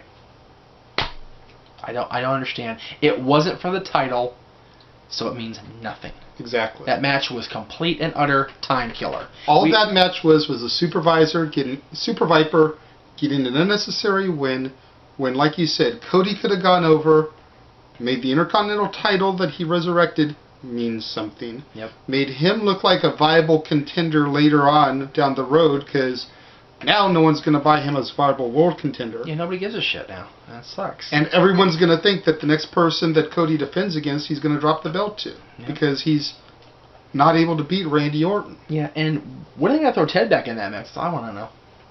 We saw a brief DiBiase cameo.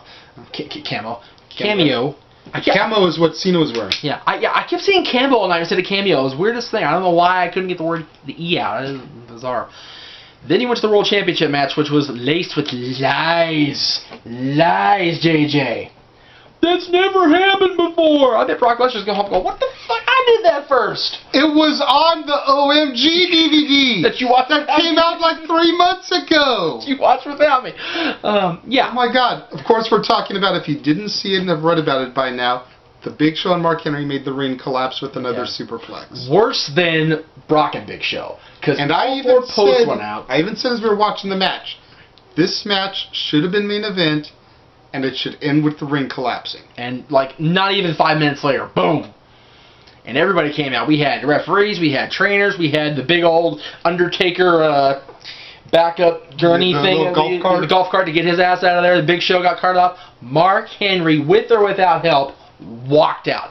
This match, this whole thing, has made Henry's world title reign. Yep. Completely and thoroughly.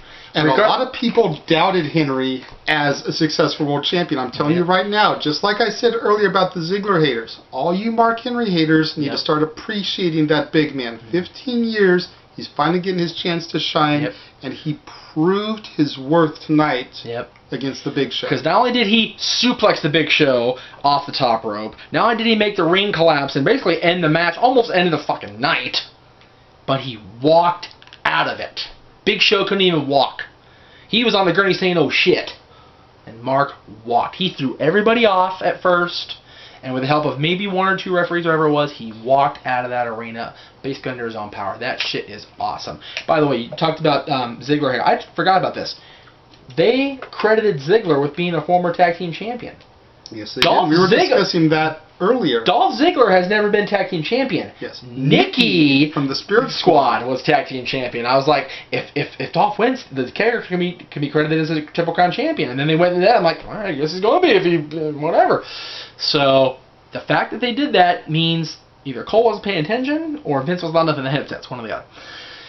Then we go on to the last man standing match. John Cena in his camouflage, in his new shirt, which I think even JJ will buy, and maybe just like black spray paint over the back of it. Maybe. I was going to say, if it didn't have the hustle, loyalty, respect on the back, I'd be all about that shirt.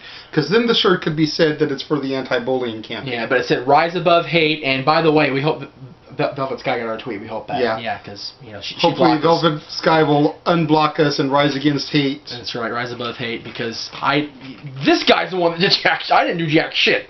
I defended your ass, Velvet. Yeah, so hide your head. Yeah, yes. This is cops. I'm blurring my face right now. That's right. Yeah, enough cop talk tonight. We're good. Yeah, okay. Yeah, seriously. Yeah. Good point. Good point. I went to bat for that bitch, and she blocked me. So whatever. All right, back to important matters. She blocked me because I spoke the truth. You did. And the truth shall set you free. That's right. And the truth helped Alberto. And the Miz helped Alberto. Because Alberto got FU'd, AA'd, whatever the fuck you want to call the move today, through an announce table, off the steel steps, and because Truth and Miz hit the ring, Mike Chioda did not do his fucking job. I did not want Cena to win. I wanted Alberto to win.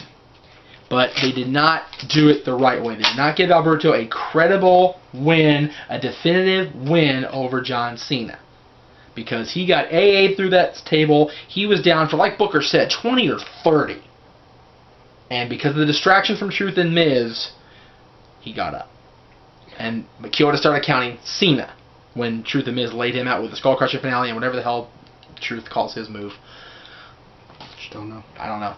We never did find that out the whole time he was using that move. So, and then Alberto went to the time-honored tradition of just whacking the guy in the face with your belt. and escaped with his hide. And escaped with fans helping him up at ringside, which I thought was fucking epic. hilarious. That was great. Fucking hilarious seeing the fans help Alberto to his feet. That's how much. So tired of That's seeing how much they hate John. It's crazy. But Alberto escapes with his hide and his title. Which means I don't have to burn my Cena hat. That's right. I don't have to burn the Fruity Pebbles box. I'll have to stop watching. I can watch Raw tomorrow. Yay. There we go. And see the build to Survivor Series, which it was made official tonight. The Rock will be in the ring competing. Well, whatever. He'll be in ring action in Madison Square Garden. Which is going to be awesome because 1996 saw the debut of Rocky Maivia. So we are at the Garden, at Survivor Series. We are 15 years, the 15th anniversary of the debut of The Rock. And don't be surprised if Raw starts making note of that over the next few weeks. If they don't, they're just not paying attention. But they prove they'll pay attention because they called Dolph Ziggler a tag team champion. Well, Rocky's had some pretty big Survivor Series moments. He has. I mean, you've got obviously the debut in 96. You've got 1998, the Deadly Game tournament that he won for his first championship. 99, the craziness of the triple threat match with Stone Cold getting run over and Big Show coming out on top. 2000, I believe he had a match with Rikishi and the whole Triple H and Rikishi alliance. For the Rock. Yeah. I did it for the people. 2001, he saved the WWF from destruction at the hands of Stone Cold and the alliance.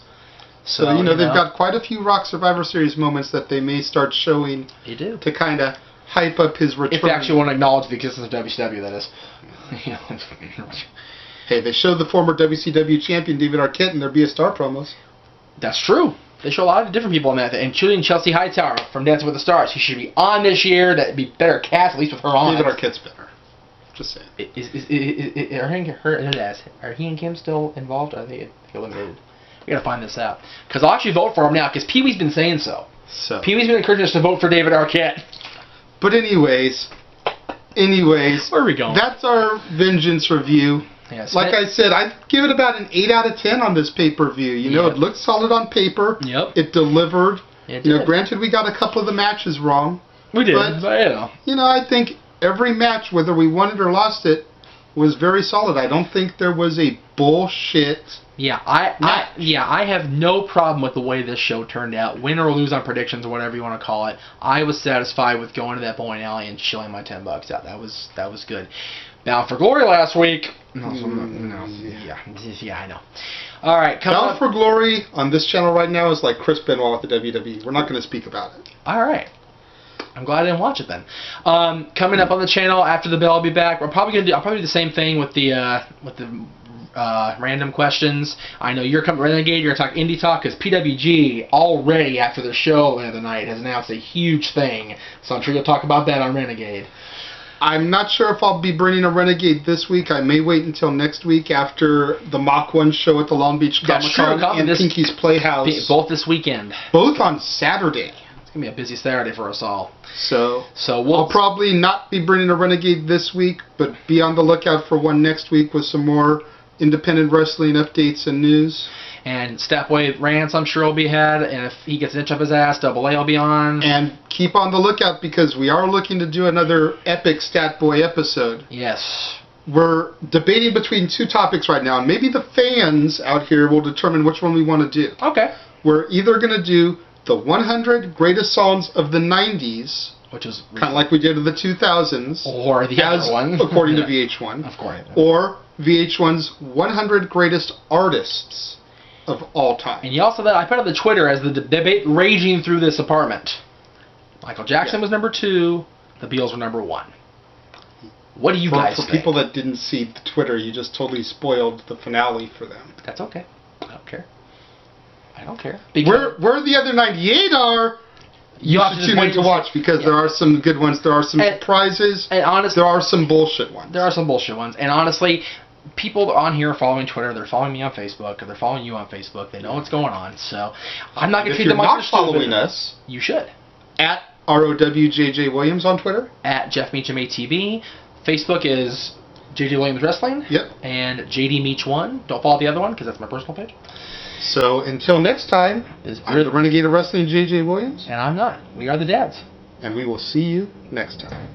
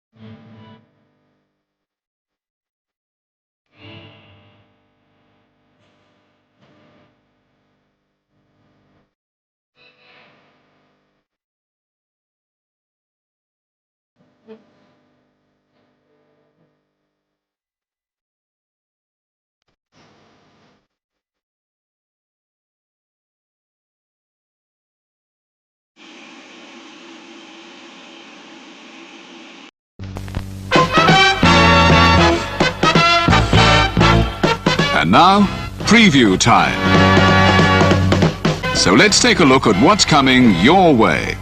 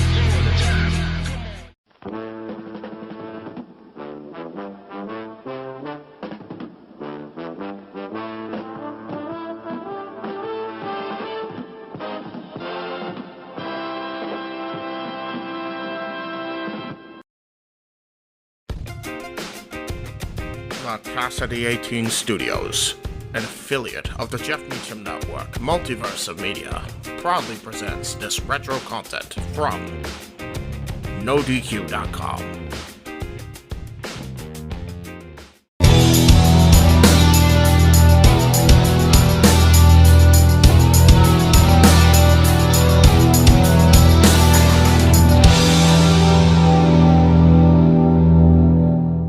Welcome, NoDQ Galaxy. We are back with the NoDQ review number 46. I am Virtue here with the esteemed elite team, is what I like to call them. I see Big G wearing the Fire Virtue shirt. Yeah, TJS is here. And Aaron Rift. How's everyone doing? Big G, we'll start with you. I'm doing good. Enjoying my days off. Been watching movies. Wait. Are you on vacation? No. So what do you mean days off? I've worked every day this week. Okay. Well, I get my days off. You work every day. Why are you off, though? Just normal days off? Yeah, normal days off, yeah. Okay, all right. That's it? That's it. Just been relaxing. I haven't done anything. Man. All right. TJS? Well, it's really cold outside here in Northeast Arkansas. Luckily for me, we've got some hot news stories to warm me up, so let's get into it. What's the temperature exactly? It was 20 this morning, but I mean, that's all right. Compared. It was -8 here this morning in Northeast Ohio. And Aaron, when you were in Michigan this past week, how cold was it?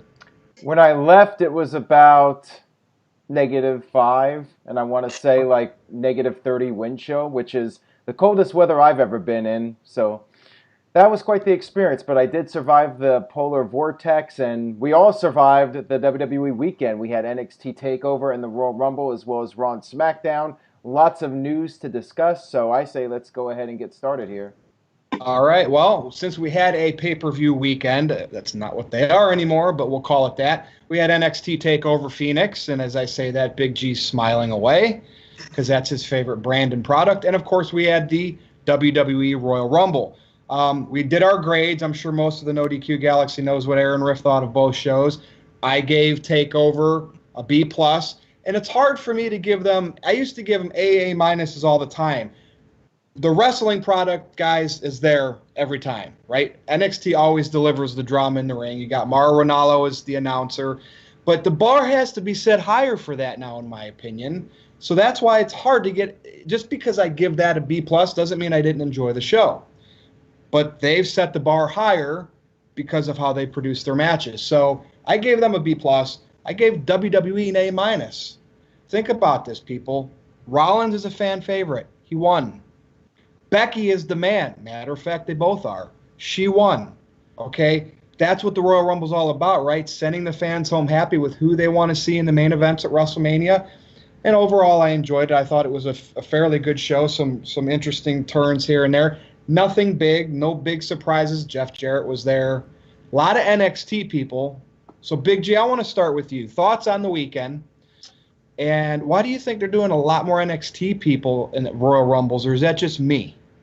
Well, before I answer your question, I enjoyed them both thoroughly. I actually think I gave them both solid A's, and I haven't given a pay-per-view an A in a long time. And I thought the Royal Rumble delivered. Like you said, Rollins won, Becky won. As far as the NXT people come, like being in the Rumble, I think they did that just for the fact, you know, we've seen all these legends in the Royal Rumble already over the past years, and we haven't seen Jeff, besides Jeff Jarrett. But I think it's time for the NXT people to get their feet wet with the bigger crowds. You know, that way they can experience. That way the people know who they are. I bet some people didn't know who Rhea Ripley was when she came in there, you know. I forgot she was that tall. Yeah, but I enjoyed it. Hopefully in the pay-per-views to come, they'll add more NXT stars to it. Maybe one or two legends, but I think we've seen enough legends to satisfy ourselves, and that's all I have to say, TJ. Well, so you said you gave them both solid A's. So if you had to pick, what show did you like better? I like both of them. I can't argue. What? That's your answer then, a tie? Because I picked Royal Rumble, you know, because I'm about the main roster. But you're going to go with a tie. Okay. No ties. I'm going with the tie, yeah. Well, maybe you will be persuaded. TJS? Well, I think the reason that we're getting more NXT, less legends, simple. They have to pay the NXT talent less. These legends probably are looking for a good payday. And with the NXT guys, they're like, yeah, sure, I'll be in the Rumble. It's probably a lot less money to do it. And it was a pretty damn good weekend of wrestling, I'll say. I thought both shows were very good, but I do give the edge to Royal Rumble because it had the Royal Rumble matches, and I mean everyone loves the Royal Rumble. No matter how abysmal the product is, you enjoy the Rumble. The surprises, the atmosphere, it's always a big fight feel. And I thought the moment of the night was Becky winning, because I was kind of I didn't think she was going to win after that knee injury or whatever. She was limping. She sold it really well. And when she eliminated Charlotte, I popped pretty big because, yeah, Charlotte was my primary pick, so I didn't get the 2 points. But I was happy that Becky won overall because I just thought it was a great, great story.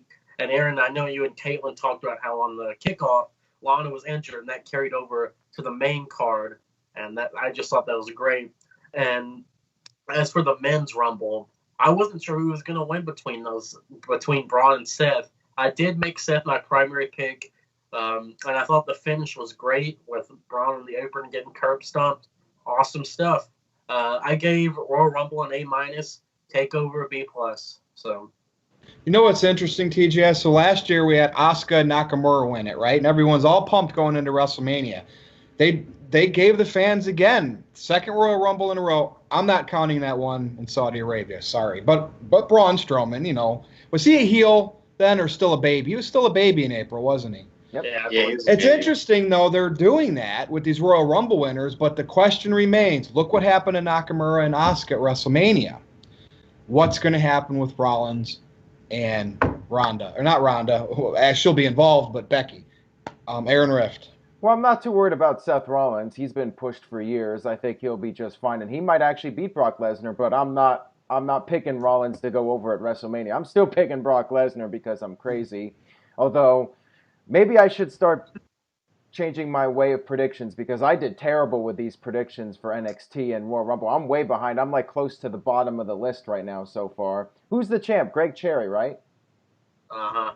And I'm only like a point or two ahead of you, Aaron, so we tried to go outside the box too much. Yeah, TakeOver, we got it, man. They booked to the marks, though, Aaron, more, and we weren't thinking that way, and that cost us. Yeah. Seriously, Aaron, that's in our defense. That's why we were down there. Well, I tried. I gotta maybe reconsider some of my strategical efforts when it comes to predicting these shows, but yeah, I agree with you, TGS, and you, Virtue. I did enjoy TakeOver, but I feel like there were better takeovers. And Royal Rumble for a 6-hour show, I still think it's too long, but I think for a 6-hour show, I was entertained by it. And the right people won the Royal Rumble matches. I liked both Rumble matches. The Daniel Bryan AJ Styles match was disappointing, but not their fault. They were put in a bad spot. I thought the matches were all solid from start to finish, so I give the edge to the Royal Rumble, and that doesn't happen often where I pick the main roster show over the NXT show. But both were great. I enjoyed Raw. I enjoyed SmackDown. We'll see if WWE can keep the momentum going heading into the Elimination Chamber pay-per-view. What was everyone's match of the weekend then? I mean, I would assume Ricochet and Gargano, but I mean, did anything else come close to that? Well, I agree with both that. shows. I agree about the Ricochet match with Johnny Gargano. I think that was the match of the weekend. However, I did really enjoy the Women's Royal Rumble, so I would probably pick that as my favorite of the Royal Rumble pay-per-view matches. What do you think, TJS? I really like the Universal title match. I think Brock is just a great seller, unless he was actually in pain, like you said, Aaron, because he did have the diverticulitis a number of years back. But I really enjoyed it because it was surprising to me. I expected Brock to get one F5 and that would be it.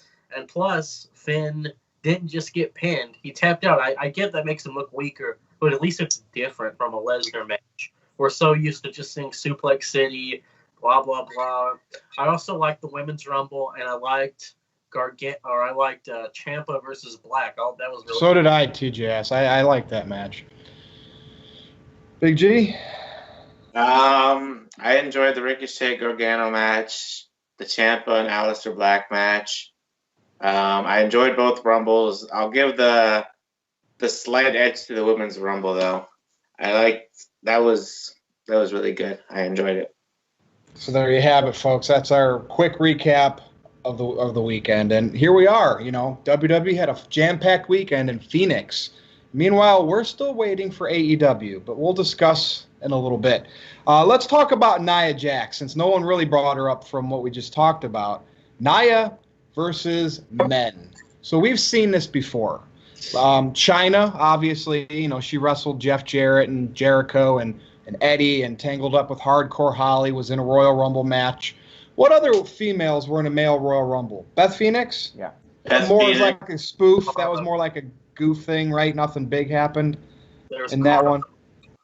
The only thing Beth Phoenix did, as far as I remember, she eliminated the Great Khali, but that wasn't all that. But it was like a kiss or something, wasn't it? Yeah.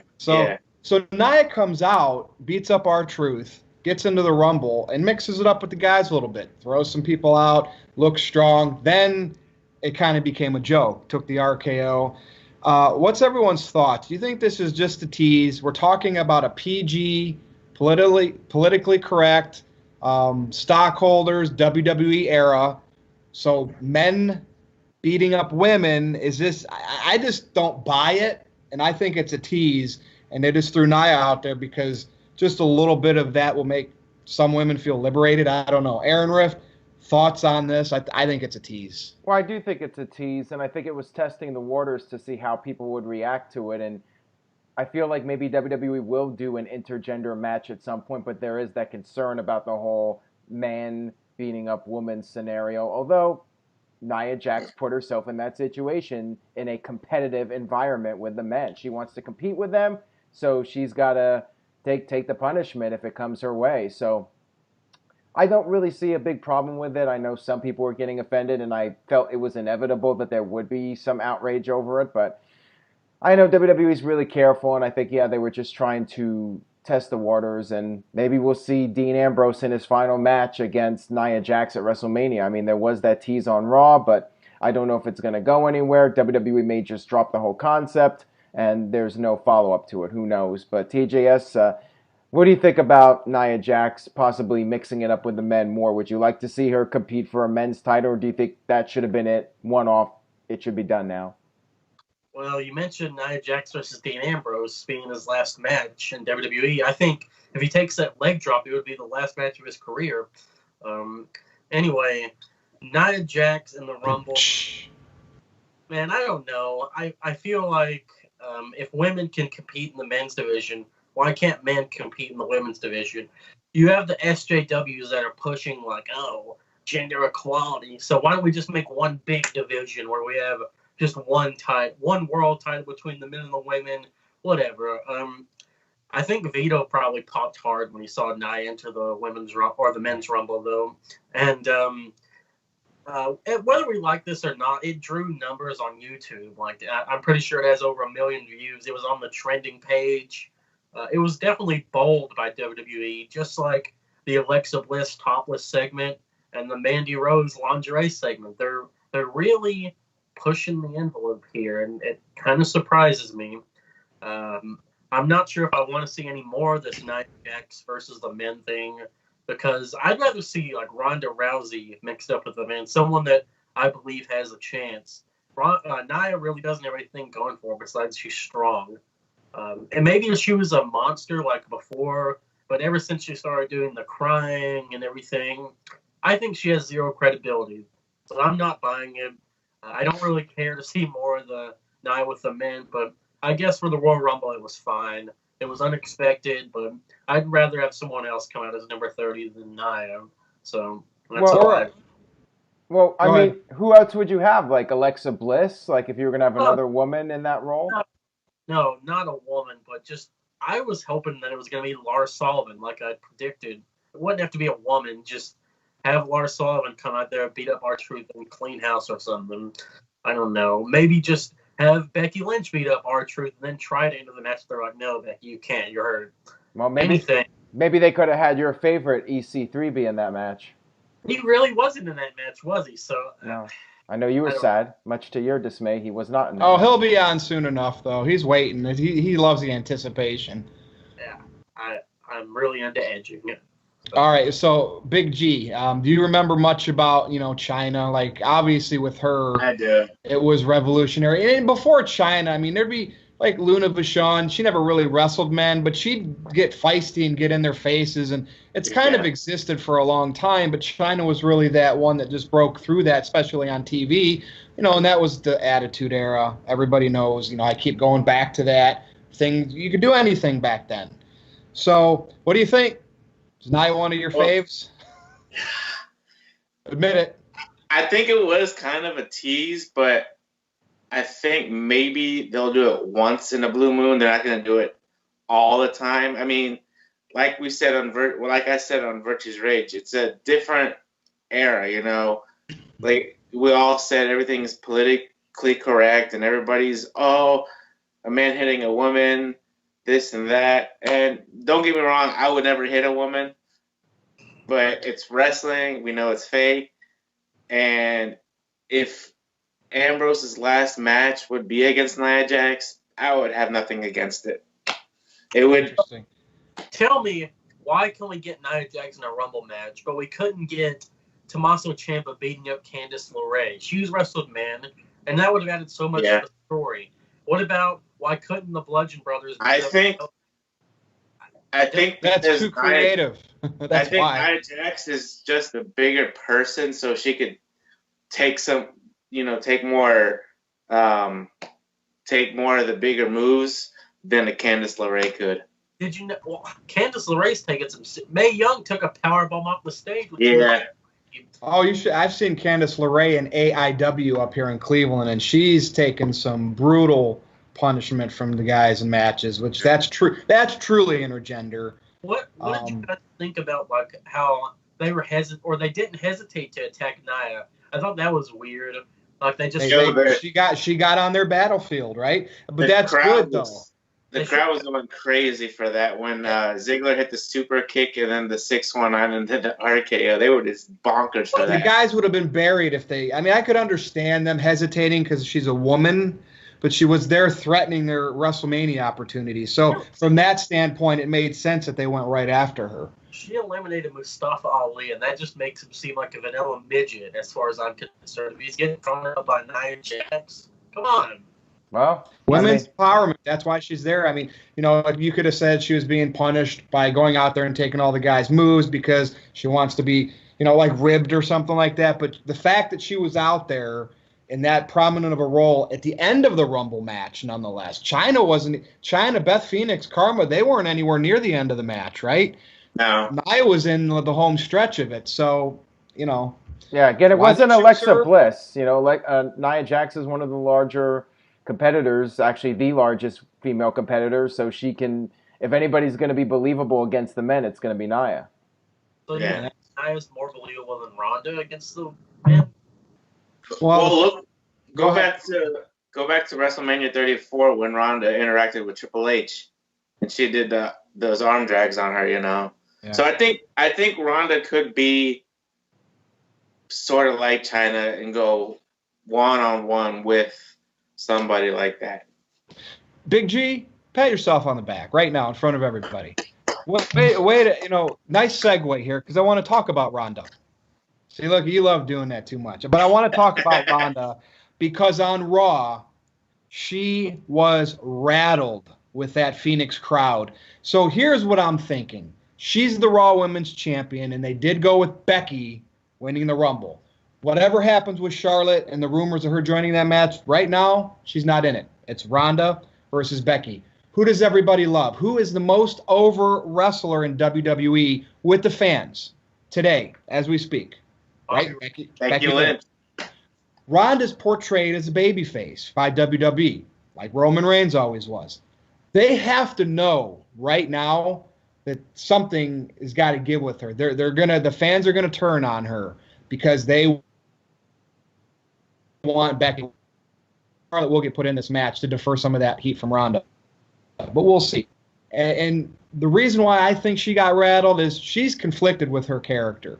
They wanted her to go out there and smile and wave and be nice, shake everybody's hands. But inside of Ronda is the UFC competitive killer up until her last two fights. But at least going into those fights, she was still a killer. Just because the outcome of that she got beat up fairly easily doesn't mean her mentality isn't a killer. So I think she's conflicted with her character. So when the fans start turning on her, even though she's been in movies, Big G, right? You can edit those. You can take over and over again until you get it right. When you're live out there with the hot mic, that crowd turns on you. You got to be a pro at reacting, and she got rattled. This is too much for her, and I blame it on the producing of her.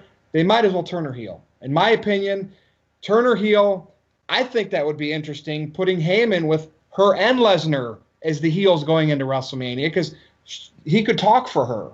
She probably would be more comfortable on the mic if she was a heel. That usually works. So, Aaron Rift, I want to start with you. What do you think, and will we ever see the Four Horsewomen versus the Four Horsewomen, because it's been teased an awful lot? Right. Well, I think it depends on whether or not Ronda's going to stay after WrestleMania 35. There's been this talk that she's leaving. Who knows if that's the leaving. case? We'll talk about that, but everybody's leaving. Right. Brock's leaving, so... See, I feel like she will be sticking around because that's the next logical storyline, and we've seen teases already. Bayley did the little Four Horsewoman sign on Raw, and WWE even acknowledged it on social media.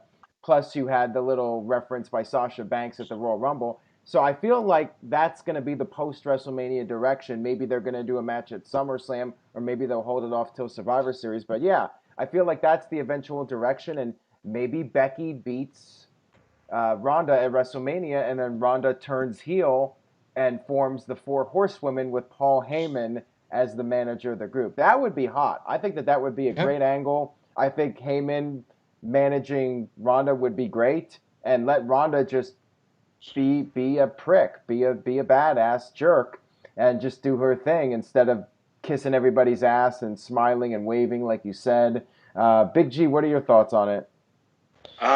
Well, oh man, I think Ronda would do better as a heel because, like Virtue said, she was like flustered when the crowd like turned on her. She had never been in that environment before, and she didn't know what to do.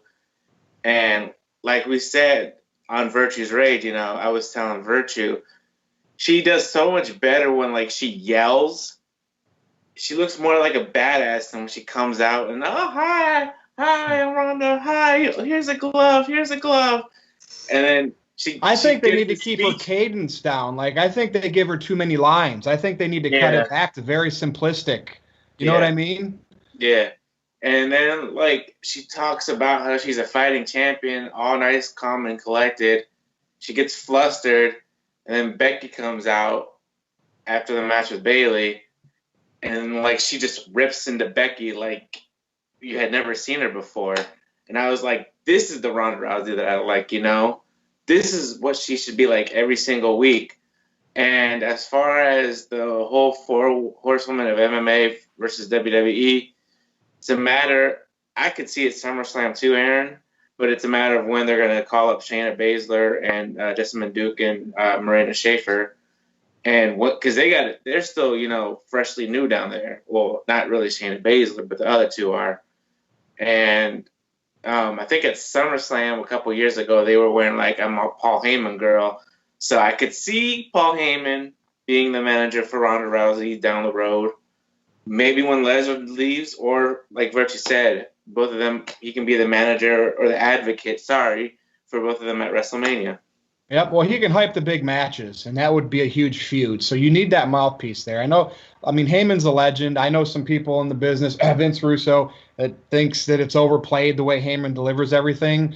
Well, that's one instance I'm against you, Russo. I think Heyman's gold, and he should be there, especially for heels, as mouthpiece. All right, well, here's my take on it. So I feel like Heyman is stale in terms of doing the same Brock Lesnar promo that he's been doing for the past 4 years. But if you change it up and give him some new promo material and change up the act, I think that Paul Heyman can pretty much sell anything. It's just doing the thing where he comes out there every week with Brock Lesnar. Well, we know he doesn't come out there every week. Yeah, exactly. It's Brock, but I know what every time it's Brock, it's Paul Heyman talking the same old thing. Yeah. Right.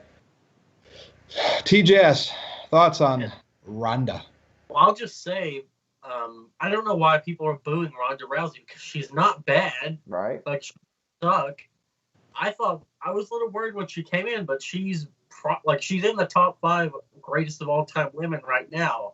And she could very well work her way to the top by the time her run's over. I think she's great. She gets some weird lines sometimes, like when she said that she's the boss's boss, the head boss in charge against Sasha. And I liked her stuff with Becky, though, and I agree that she was a little taken aback by the crowd booing her for no reason. I think that they should have held off on the Becky thing. Because we had 2 Royal Rumble decisions in one night that way. Maybe they could have saved that, like have Becky tease it for a little bit. Like, is she going to challenge Asuka? Is she going to challenge Ronda? We won't know, but no. Yeah. Nope. That's a valid point, TJS, because it basically just made SmackDown, again, come off like the secondary show that Becky wouldn't even consider Asuka, given the fact that Asuka beat her at the Royal Rumble. You would think that Becky would want to get some payback and redeem herself. So, yeah. That didn't even consider Daniel Bryan. He was just like, okay, I'll take Brock. Like, I would have liked it if we had some build, like have the Royal Rumble winners appear on both shows and be like, oh, they're in the building in case they want to make their decision tonight. But they did that back in the day. Yeah, they did that back in the day. You know, they had both I think who had won it? Undertaker had won the Rumble on Raw, and he had all three champions show up on that one night of Raw. Yeah, I like suspense like that, but if they would probably end up just announcing their decision on Twitter or something nowadays. I think that this 4 horsewomen thing will end up happening at Survivor Series because you need to build Shayna Baszler, Jessamine Duke, and Marina Shafir. Because if they come up on the main roster right now, no one's going to know who the hell they are unless they watch NXT. And a lot of casuals don't. And with Paul Heyman managing them, I don't know. I feel like it would be more of the same because they're combat sport athletes. They were in the UFC. So it's just going to be, I feel like it would be the same thing for Hagen where he's like, I'm the advocate for the 4 horsewomen of MMA and they're going to kick ass. They were combat sport, UFC champions, whatever. I feel like I'm not sure who should be their mouthpiece. Maybe they can just do it on their own and just not have robotic lines. And they have to be healed because Shayna Baszler, the rest of them are healed. So they definitely will be. I mean, Becky's on the other side, so you know how that's going to be drawn up. But how are they going to unite the WWE horsewomen? Charlotte and Becky hate each other, and Sasha and Bayley are probably going to become the women's tag champions. They'll have to all put them out in a scenario like remember Shield and the Wyatts. It's going to have to develop like that where it just happens. And everybody's in awe. Yeah. And keep in mind, Aaron, what were you thinking? I was just saying that Becky and Charlotte have a common enemy, and that's Ronda Rousey. So that's really all they need. Yeah, that's true. And you throw Bayley and Sasha in with any of them. They're just a tag team right now. So you throw them in there, boom, it's established. Well, all right, good thoughts, everyone. Hey, help me out here on the next topic. Spend my day working hard on the go. The hands on the clock spinning too slow. Is that how it goes? Yeah. I don't know if I just want to be alone with my baby tonight. So anyway, there you go. That was my Jeff Jarrett's back, right? And he's a producer now. WWE signed him. He was in the Rumble with Elias.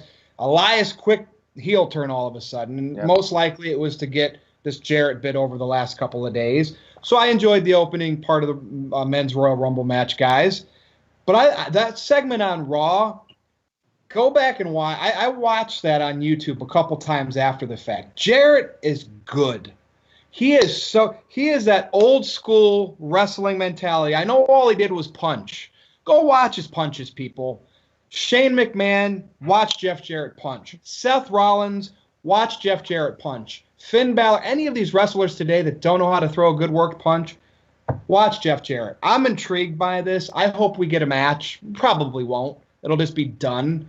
I hope heel Elias versus baby Jeff Jarrett, even if it's on Raw. Preferably a pay-per-view would be good. Let Elias go over. I want this. They don't give Elias anything, right? He's just a guitar act. I like seeing these veterans like Jeff come in who still have a little bit left. Now, Kurt Angle's another story because he's just like Jobber Angle, which is ridiculous. In Jarrett's case, against Elias, that would work.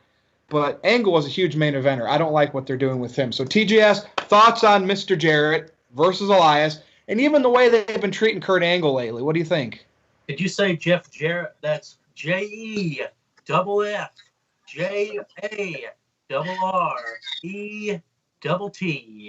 I predicted that Jeff Jarrett was going to show up, so I was pretty happy when he came in at number 2. Man, I don't know why they have Elias as a heel, though. I get that if you're going to have Jarrett versus Elias, then that's the way to go. But if this is just a meaningless heel turn, I'm going to be pissed because Elias was really over as a face. And if there's no Jarrett... Was he cool as a heel, though? I remember WrestleMania last year, and he was still a heel, and he did both. But he can't... Yeah, he's good at that, isn't he? Yeah, he's good either way. I thought that when the lights went out at WrestleMania and the guitar strummed, that was gold.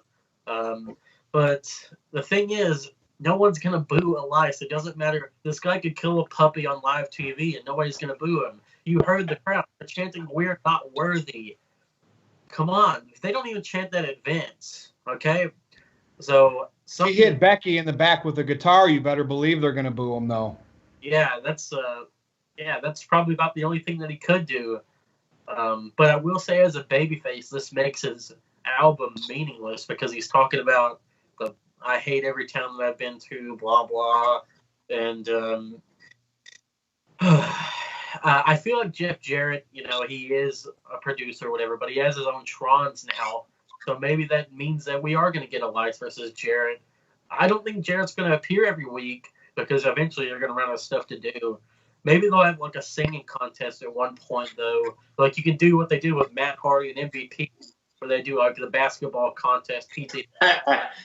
Do something creative other than just have Elias out there and singing every week. And with Kurt Angle, this is just so weird. It's like watching Sting at Night of Champions almost. This guy's getting decimated. He got put away by Baron Corbin's signature move, not even his finisher. He lost to the Deep Six, and then you had Drew McIntyre destroy him. I hate to say this, but Kurt Angle just doesn't have it anymore, and it's so sad to say that because you look at his classics, the Iron Man match with Brock Lesnar, WrestleMania 21. This guy is one of the all-time greats, and he's not that old, is he? I'm not sure how old he is. He's got to be 40 something. I think his at least late 40s, early 50s. It has to be. Yeah, and I mean, you still have. I feel like sometimes Undertaker looks better than him. I don't know what's going on, but I don't want to see any more Kurt Angle matches because I doubt he could provide those dream matches that we want. It seems like it would be underwhelming. So. All right, Aaron Riff's busy over there. So, Big G, what do you think about this?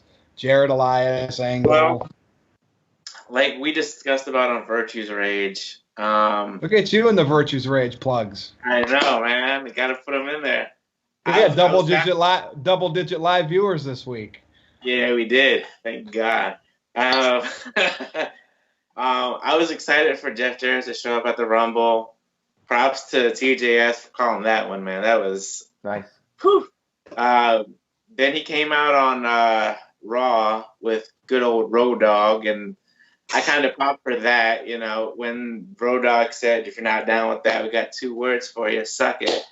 And Jeff Jarrett and Road Dogg just singing their song, and I felt kind of singing their song. Yeah. Kind of singing their song. You had Renee Young dancing, and she was saying "damn," and I was like, "What the hell is going on here?" And then those punches, like you said, Virtue, awesome.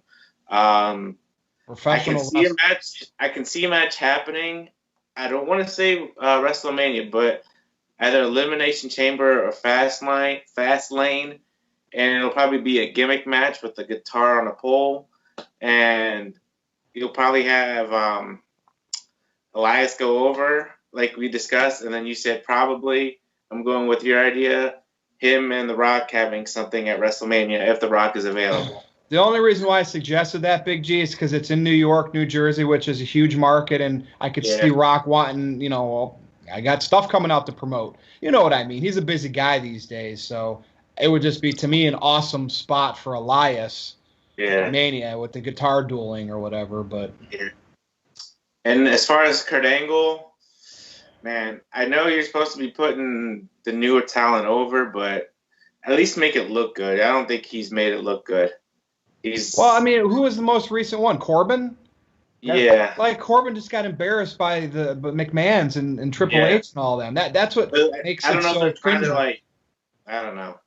I don't know if they're trying to make Corbin look like he's a badass all of a sudden again, but he's still wearing his TJF Friday clothes, Make him stop wearing that. When I see Corbin, I want some Jack Daniels ribs and steak. No, I know, right? I do. I mean, that is.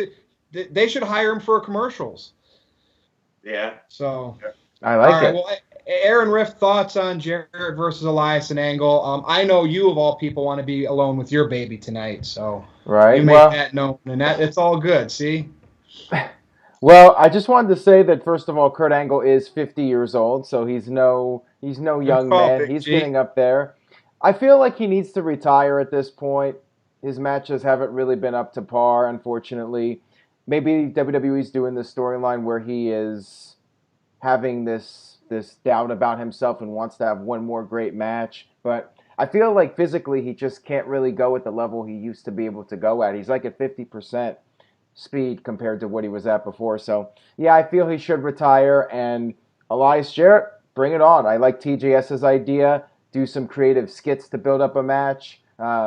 And just maybe get some mileage out of Jarrett for a couple weeks. But, yeah, there's only so much you can do with him before you run out of ideas. But, yeah, with some creativity, I could see that going for a couple weeks. Well, let me tell you something, Big G. You're sticking your finger out there. Do you have something else to add? I do. Going back to Angle, what would you guys feel about if they pull like a Ric Flair kind of thing where every match his career is on the line, and then they build it up to like, say, WrestleMania or Survivor Series, and that'll be his retirement match, and then he's completely done. Well, I'd rather they not actually copy the Ric Flair storyline, but they could maybe do a variation of that, perhaps. If he did that, I could see him losing the first match. They're just like, oh, sorry, Kurt. Yeah. I mean, you usually take a veteran like him to put the next generation over, and they're trying that in the WWE way, and I don't. Is that Ric Flair was really old when this happened, when Vince was like, you can keep competing as long as you keep on winning. And Kurt Angle was just 50. Ric Flair was like probably 5 or 6 years older than that. And I mean, he had liver spots when Vince was saying this. Wow. Well, okay. All right. Well, we got to move on because we still have a lot more to talk about. So, Big G, I know you'll join me. Dance break. Because who is the new United States, the prestigious WWE United States champion is now What's up? R-Truth, Ron Killings. So on SmackDown, the new crown champion from over the weekend, Rusev, lost it. Or was it Rusev? Yeah. Yes. Yeah. Lost. See, they hot potatoed this thing. R-Truth won the title. And then they did a thing with Nakamura coming out, and R-Truth beat him. And now all of a sudden, Nakamura and R-Truth are a tag team or some type of little. R-Truth's the U.S. champion. So, Big G, I'm going to start with you. I'm good for Ron Killings, but I think this belt is probably the lowest belt on the WWE roster. Not named the Cruiserweight title. So we had all picked Rusev to retain the match at Royal Rumble. And who in the blue hell would have thought that Nakamura would win it on a kickoff show? I didn't think that. I don't think any of us thought that. Well, Jerry Slaughter did. Fast forward to SmackDown. Oh, yeah, so I had it wrong. So Nakamura won the title back from Rusev. Yeah. And then he's the one that lost it in seconds. Yeah. See how, literally, So, I'm still used to Rusev being the champion. I know. So, fast forward to SmackDown, R-Truth gets a consolation prize for not entering in the Rumble, for getting beat up by Nia Jax. And all of a sudden, Nakamura was going to do this move on him. R-Truth counters it into a roll-up, gets a 1, 2, 3. And everybody's like, what the hell is going on? And then they showed the replay. Yeah, you noticed his shoulder was up, but the ref didn't see it. And then Rusev came out, said, he deserves the U.S. title, so he challenged R-Truth to a match, and all confusing. Hot potato. The last time the U.S. title was relevant was when Cena had his open challenges back in 2015. And that's true. That was. Could you imagine if Rusev beat R-Truth right then and there and won it back? That would have been hot potato. Because then what would the point of Nakamura beating him on the kickoff show have been? But at least they kept, to their credit, they kept it on R-Truth. I'm happy for Truth. It gives him something to do. Maybe this could be his last title run. It's been, I think it said 7 years since his last U.S. title run. And we'll see where it takes him. Him being with Carmella is good as well. I like both of them. We get the 7-second dance breaks, and we'll see. Like I said, we'll see where it takes us. TJS, your thoughts? Hey, and TJS, question for you: will we get little Jimmy back? I actually thought entertaining. They should use Hornswoggle and actually make little Jimmy a person. Yeah. The United States title is lower than the WWE writer's IQ at this point. It's really, it's not like I remember when John Cena held this, like you said, Big G, and I was so excited to see him defend the title. We had those blockbuster matches with Sami Zayn, with Kevin Owens. It was just awesome. And now, R-Truth has it. I get it. R-Truth is a talented guy. And I know that Caitlyn said that he's funny, but just because you're funny doesn't mean you should hold a mid-card title. I remember when R-Truth was heel, that's when I cared about him. I remember when he dressed up as a soldier one time, and I believe it was John Cena that he confronted. He had a title match with Capital Punishment.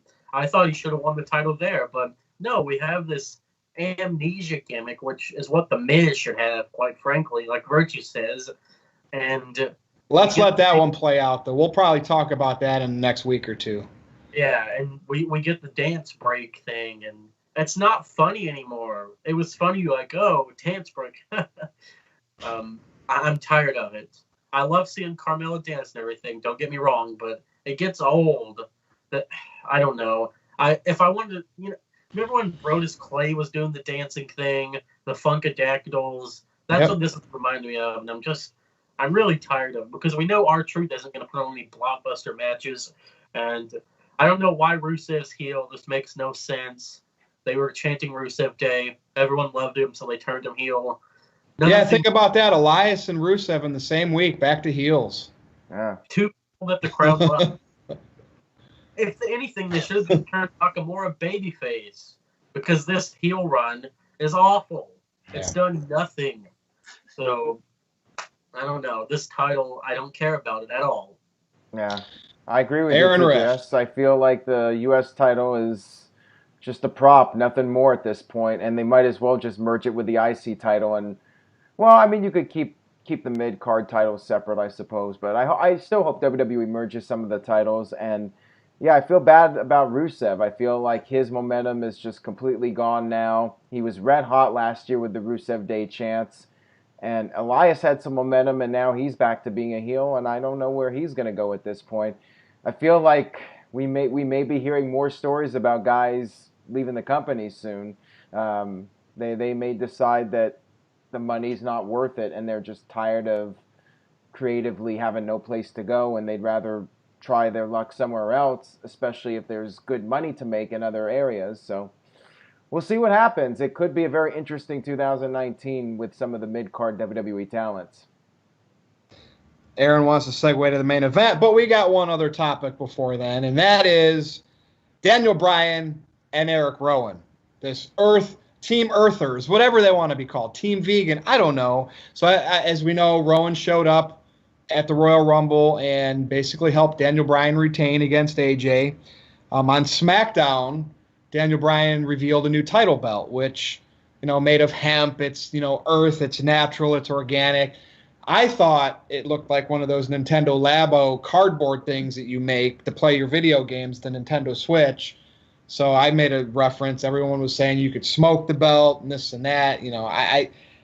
But I kind of like this new Daniel Bryan thing, because it kind of reminds me of, when CM Punk did a Straight Edge Society thing. I kind of got into that because you believed them because that was their way of life. And of course, they did the 110% thing where they went over the top with it. Well, that's what exactly they're doing with Daniel Bryan.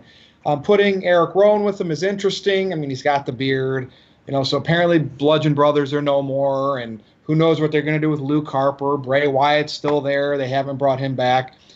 Do you think we're going to get a new stable with Bryan and Rowan? Is it just going to be those two? Aaron Rift, I'll start with you. What do you think about the WWE champ or Hempian? Well, I like the belt. I think the belt's really cool. I like the fact that he brought that out. I think it's creative. Eric Rowan, I'm scratching my head about that one. I don't know why he's in this role right now as the, I guess, hippie all of a sudden. He went from being a deranged Bludgeon brother to being a Seattle-based hippie. I don't know what the deal is with him. So it doesn't really make sense to me. But yeah, the whole angle feels a lot like a new version of the Straight Edge Society, just an updated version. Instead of being straight edge, Daniel Bryan's all about saving the earth. So I don't know if Eric Rowan is going to keep doing this. I do like his logo, though, with the recycle logo for the O. Maybe we'll see Luke Harper, I'm trying to say. It's like Captain Planet, though. So, Earth, Wind, Fire, Water. So, are they going to bring Kane? You got Earth. Are you going to bring Kane in as fire? They could really make a stable here. That's what I was getting at. Yeah, maybe. They could bring in Sunny for wind. I heard she blows. So. Look at TJS just catering to those. He writes these out. He wants to be a stand-up comedian. Was that you asking about stand-up comedy in the chat? Who asked about stand-up comedy? Was that Big G? Yeah, I thought it would be. Anyway, go on. Carry on. Carry on, TJS. It's your floor. Your floor. Okay, yeah. Aaron mentioned the recycle logo. I thought that was hilarious. It just looks so hokey. I don't know. And then Aaron also mentioned the Yes is Dead on Daniel Bryan's entrance graphics, which I'm not a fan of. If Yes is dead, why are you acknowledging it? I don't understand. Why are there t-shirts that say Yes is dead? Daniel Bryan has done a good job of not wearing his merch, which I like. I like that heels don't. I like it when heels don't wear the merchandise because you're not supposed to like the heel. And there are people complaining about the championship, saying, "Oh, it's so ugly." That's kind of the point. Yeah, you're not supposed to like it. Well, Wade Keller put it over and said he hopes many champions of the future to come represent that title belt, unless he was ribbing everybody. Well, people are saying like, "Oh, Daniel Bryan just wants to save the environment. Isn't he the good guy?" No, we're fat American pigs. We don't. We want our bacon burgers. Whoa! Wow. Hey, at least you're being honest. It's true. And I'm hungry. This is how the Americans are. We want the deep fried mac and cheese wedges on the burger. Deep fried Oreos. Oh, ever had those? Mm. Yeah, and they've actually got deep fried Oreos at Sonic Drive-In now. So that's the thing. We're not supposed to like this character. I do wish that there was some story as to why Eric Rowan is now suddenly an environmentalist. Maybe they could just be like, Daniel could say, "I gave Rowan a sample of the belt, so now he's no longer a Bludgeon Brother. He's seen the light." He probably threatened he wanted release to go to AEW, so that's what they gave him the storyline to make him happy. Which anyway, I think that we should get Daniel Bryan to be like a godlike figure like Bray Wyatt, and you could just talk about how he made Rowan see his ways of error, because we did have Rowan and Harper come out with deer antlers and skull masks not too long ago, animal skulls. So I'm calling it now, TJS. However they build this with Daniel Bryan, I can see Bray Wyatt getting into the fold, but being against. Did I take your idea? Well, I hope. No, Big G. But Big G, didn't you mention that to me before? There you go. So take credit for it. Okay, go ahead. Yeah, I want there to be a faction again, because we really don't have that many strong factions anymore besides Undisputed Era, and they're on NXT. I love the Straight Edge Society when it was going, and I think Daniel Bryan, he's been so entertaining. And you guys saw his little promo on the Royal Rumble burger, right? I don't know if they aired that or not. Yeah. See, this is just awesome, and there was he stepped on it and everything. Yep. Yeah, and there were people complaining in the comments a while back about how Daniel never got the title re-leathered. Here you go. Finally, WWE has some consistency, and they're doing everything right with this Daniel Bryan heel character. I've got no complaints whatsoever. Hottest thing in the company today, as far as I'm concerned. Nice. All right, Big G, take your credit now. Well, I do enjoy this Daniel Bryan heel character. I think with the addition of Rowan being in there is very interesting. I think they might, I don't know if they're going to, they could throw Brie Bella in there to be the new Serena. I don't know if they're going to shave her head or not, but that'd be interesting. No, bring Birdie into it too and be like, you're destroying the environment for my daughter. There you go. It could get good. There you go. What about this? What if Daniel Bryan started baptizing people like in spring water or something? That would just be awesome. They could show his Monroe. So what I was saying with Bray Wyatt when we talked about it again on Virtue's Rage, I had said that Bray had posted some cryptic tweets on Twitter him holding the belt saying, I'll miss you, my old friend. So I said, have Bray fight Daniel Bryan at WrestleMania or whenever. You'll have Rowan in Daniel's corner, and you'll have Harper in Bray's corner. That way all four of them will be in the same ring.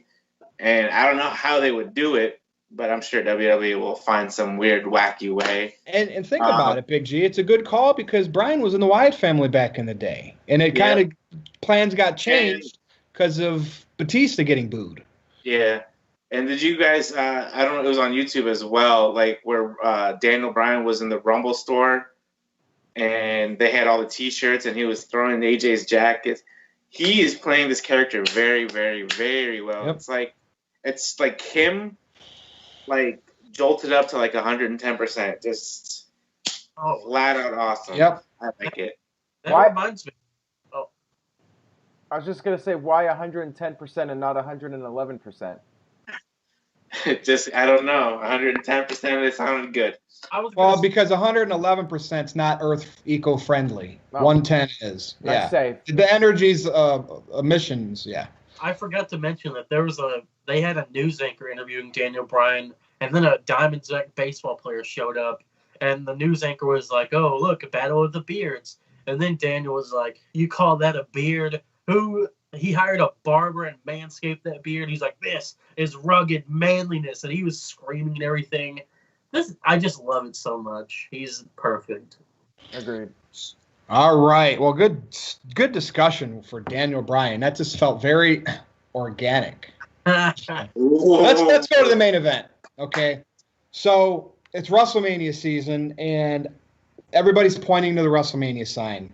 And I'm sure these memes have circulated. I haven't seen any yet, where people that are rumored to leave WWE are pointing to an AEW sign. This is how I feel. Dirt Sheets. My apologies, Aaron. You're more of a news site. I'm not going to call you a dirt sheet. Anybody now who's not getting a good storyline that's not used, they're going to say everybody's going to AEW, right? And, of course, Hideo Itami was granted his release. So he's officially not working for WWE. They let him go. Now, I don't know how that works, Aaron. Does he have the 90-day no-compete when they... Right. But he was released. But Dean, who isn't going to resign according to all the news, is going to serve out his contract, and WWE's officially let everybody know, yet he's here for 2 more months, which is unprecedented. When has WWE ever done that other than CM Punk a little bit in 2011, but it wasn't this far out, right? And they probably already knew ahead of time he was going to stay, and they turned it into a storyline. So if this is a shoot, which in wrestling, right now with the way that the news reported it, the way WWE's reported it, Ambrose hasn't said anything. You got to believe it's true. But to me, there's so much time left, and in the world of professional wrestling, this could become a work. You know what I mean? Who says that they can't reach a deal with Ambrose? It's just crazy, and I want to know everybody's thoughts here because this is getting out of hand now. I'm just hearing too much. They're going to AEW, The Revival, Zack Ryder, Ty Dillinger, anybody, Dean Ambrose. I'm sick of this. Can we just let them work where they're currently at, either re-sign or they don't and they end up somewhere else? I don't like this. But we're in the era of the internet, right? Is that why this is blown out of proportion, Aaron? I'll start with you. Is this because this is hot news for any little person that might be rumored to leave now? Yeah. Why am I so annoyed with this? Because AEW has not even put on one show yet, and I think people are jumping the gun about this as far as the hype goes. But it's fun. It's fun as a fan to speculate on these guys maybe getting another chance in another promotion, and maybe AEW can actually be competitive with WWE. I mean, there's definitely that hope. The fans want to see it. It's interesting to talk about, but realistically, they still haven't put out a show yet. We got to see what they do. But if they could get Dean Ambrose, that would be a big score for them. His contract is apparently up in April. The Double or Nothing show is in May. I believe once his contract's up, he doesn't have any 90-day no-compete. If WWE grants the release early, like with Itami has to sit out the 90 days. But if the contract just expires, he's done. I mean, there was this talk that maybe they could try to freeze his contract or something. But if he doesn't get injured and just finishes out his dates, then I don't see there being any way WWE could do that. But yeah, there's definitely the people that are skeptical about the whole thing because this is unprecedented. We haven't seen something like this before.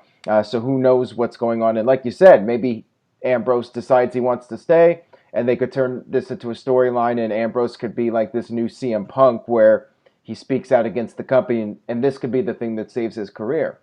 Who knows? There's a lot of different ways this can go. It's definitely interesting, and if it's all legitimate and Ambrose really wants to leave, I don't blame the guy after what happened with this heel turn debacle. Big G, your thoughts on it? Yeah.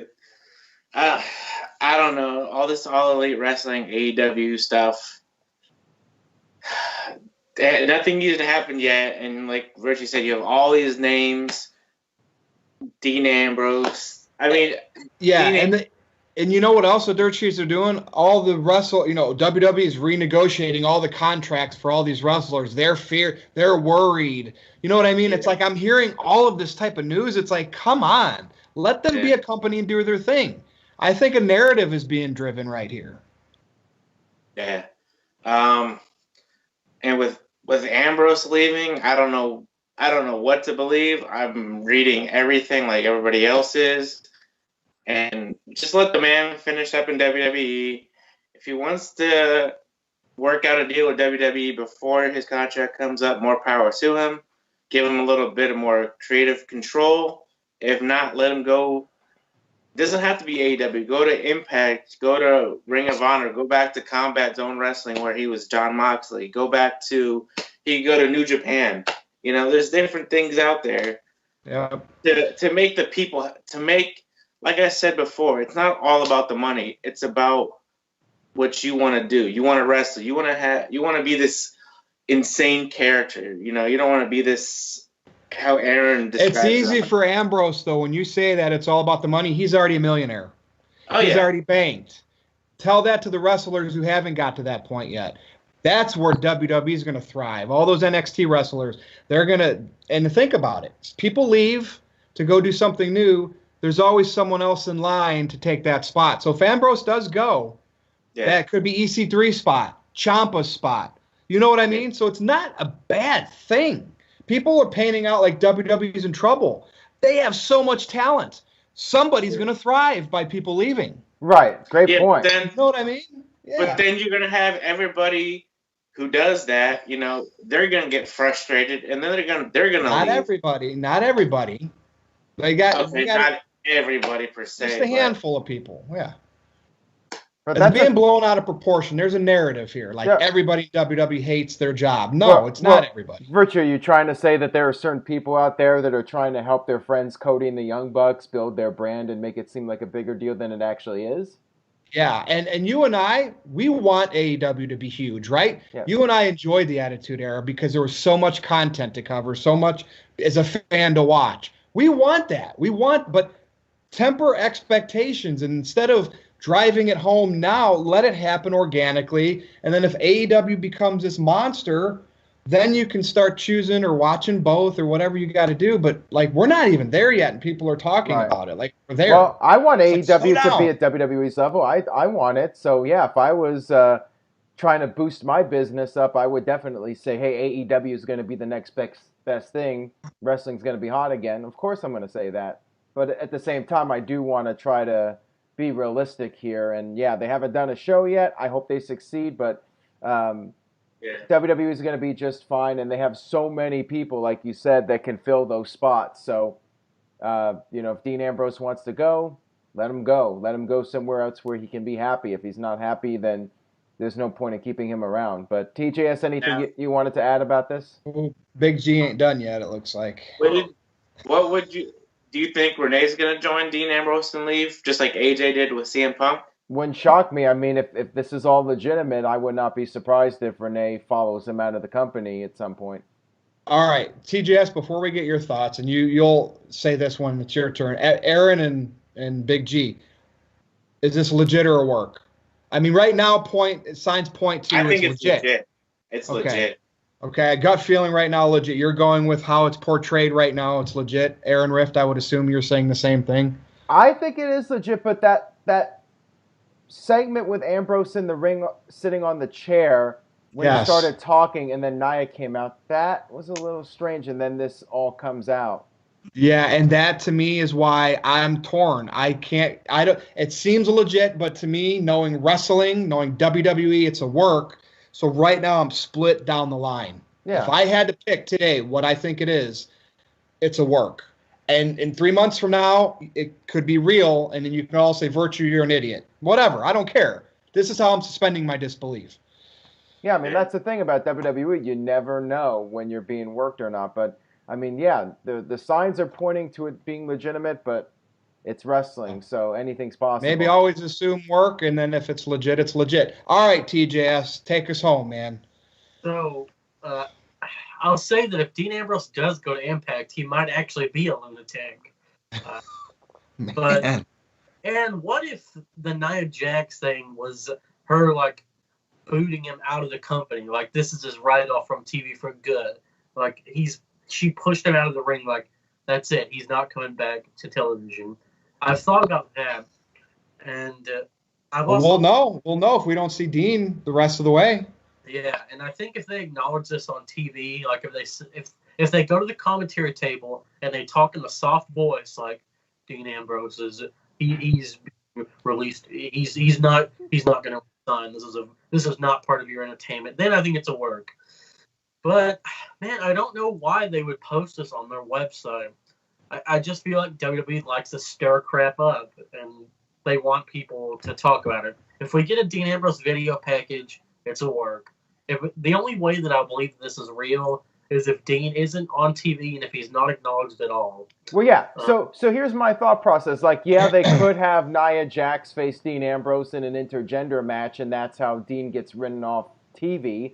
You can have him do one more WrestleMania match, but why humiliate the guy? I mean, yeah, you want to like hurt his brand, make it weaker for when he goes to another company. But if you want to do that, just take him off TV. I feel like if this is legitimate, we're not going to see him again. That's it's funny though, Aaron. You say that. Remember how Jeff Jarrett departed back in the day against China, but now he's back. That's funny because I wonder if Ambrose, the same thing happens with him, and then Nia. I think Jeff actually was smart about it though, because his contract ran out before it happened, and he got some extra cash back in the day from Vince McMahon. Yeah, back when he had to lose the Intercontinental Championship to China in the Good Housekeeping match. Right. Again, I don't think Jeff Jarrett got extra money from that. Yeah, but as you mentioned, Ambrose is very well off. He doesn't need the money, and I don't see him pulling a stunt like that. And it's hard to think he's given up the rumors of the over $1 million a year for 5 years. Like, I understand the Khans are rich, billionaires, but like, gosh, it's just not a sure thing there. And I just can't, like, to me, I can't fathom. I know Big G used to say greener pastures, creative freedom. I cannot fathom Dean turning that down. That's why I keep thinking work, even though right now we think it's legit, and it could be. They say that Dean doesn't know an expensive lifestyle and everything. Doesn't matter, man. That's cash, babe. That's money. Everyone wants money. Like, it doesn't matter how much you have, you still want more. Oh yeah, that's a good point. Yeah, and it's just, I don't know why they would publish this saying like, hey, this guy's done.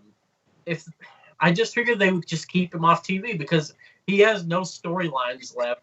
I don't think they were teasing anything with the Nia Jax thing. I don't think we're going to get that intergender match because Nia and Tamina are in the Elimination Chamber for the women's tag titles. So for all we know, they can win that match. And he even had that shot at Triple H before the match with Rollins on Raw about, your father-in-law or whoever. Yeah, you know what I mean? Like, to me, I'm like, oh, God, they're building Ambrose, Triple H, or they're building something with that. And that's the match that I can see is Ambrose and Triple H. But even with Neville leaving, they didn't post, like, we're freezing the contract. They didn't even release a statement on Neville's release. And with this, they thanked him. They're like, we thank Dean for everything he's done. We hope he'll return one day. And they called him Dean. Yeah. Not John. Like, yeah. Well, they did say Dean, and then in the thing, it said Jonathan Good. So they did say his real name in there. Yeah, but then after that, they called him Dean again. They're like, Dean. That's the point. Yeah, exactly. And it could just be WWE working all of us, and he is leaving, and they're just going to have fun with it at Dean's expense. if they want to make things really interesting, have them take Renee off commentary and don't say anything about it. Just be like, we have Booker T joining us this week, and just say nothing about Renee. That would get people talking. Yeah, I mean, let them become CM Punk and AJ Lee and give them all kinds of money and tell them, hey, we want you to stay.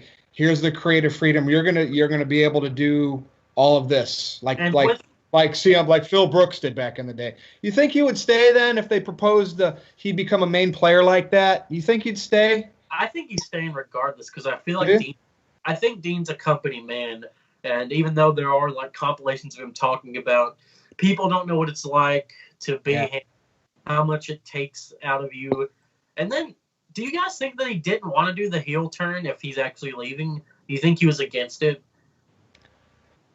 I don't know. That's hard to say. I mean, let me ask you guys this question: if it is legit, do you think it was a waste of him bringing him back after his injury, or do you think they should just left him off TV and let his contract just run out?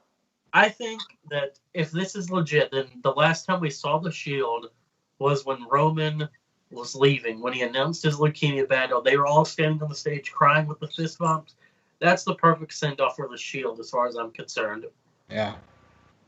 Well, and you got to think, too, Big G, maybe Dean that night when Roman left and Dean turned heel, maybe he was like, wow, I'm going to be in Rollins' spot, the way where Rollins was a few years ago when he turned down the Shield. I'm going to be in that same spot. And, of course, months after we saw where he's went, and maybe he was like, well, that didn't happen like I thought it would. And maybe now, during the contract negotiations, he's like, nah, I ain't feeling it here anymore. So we don't know. I mean, everyone's going to be talking about it. It's Mania season.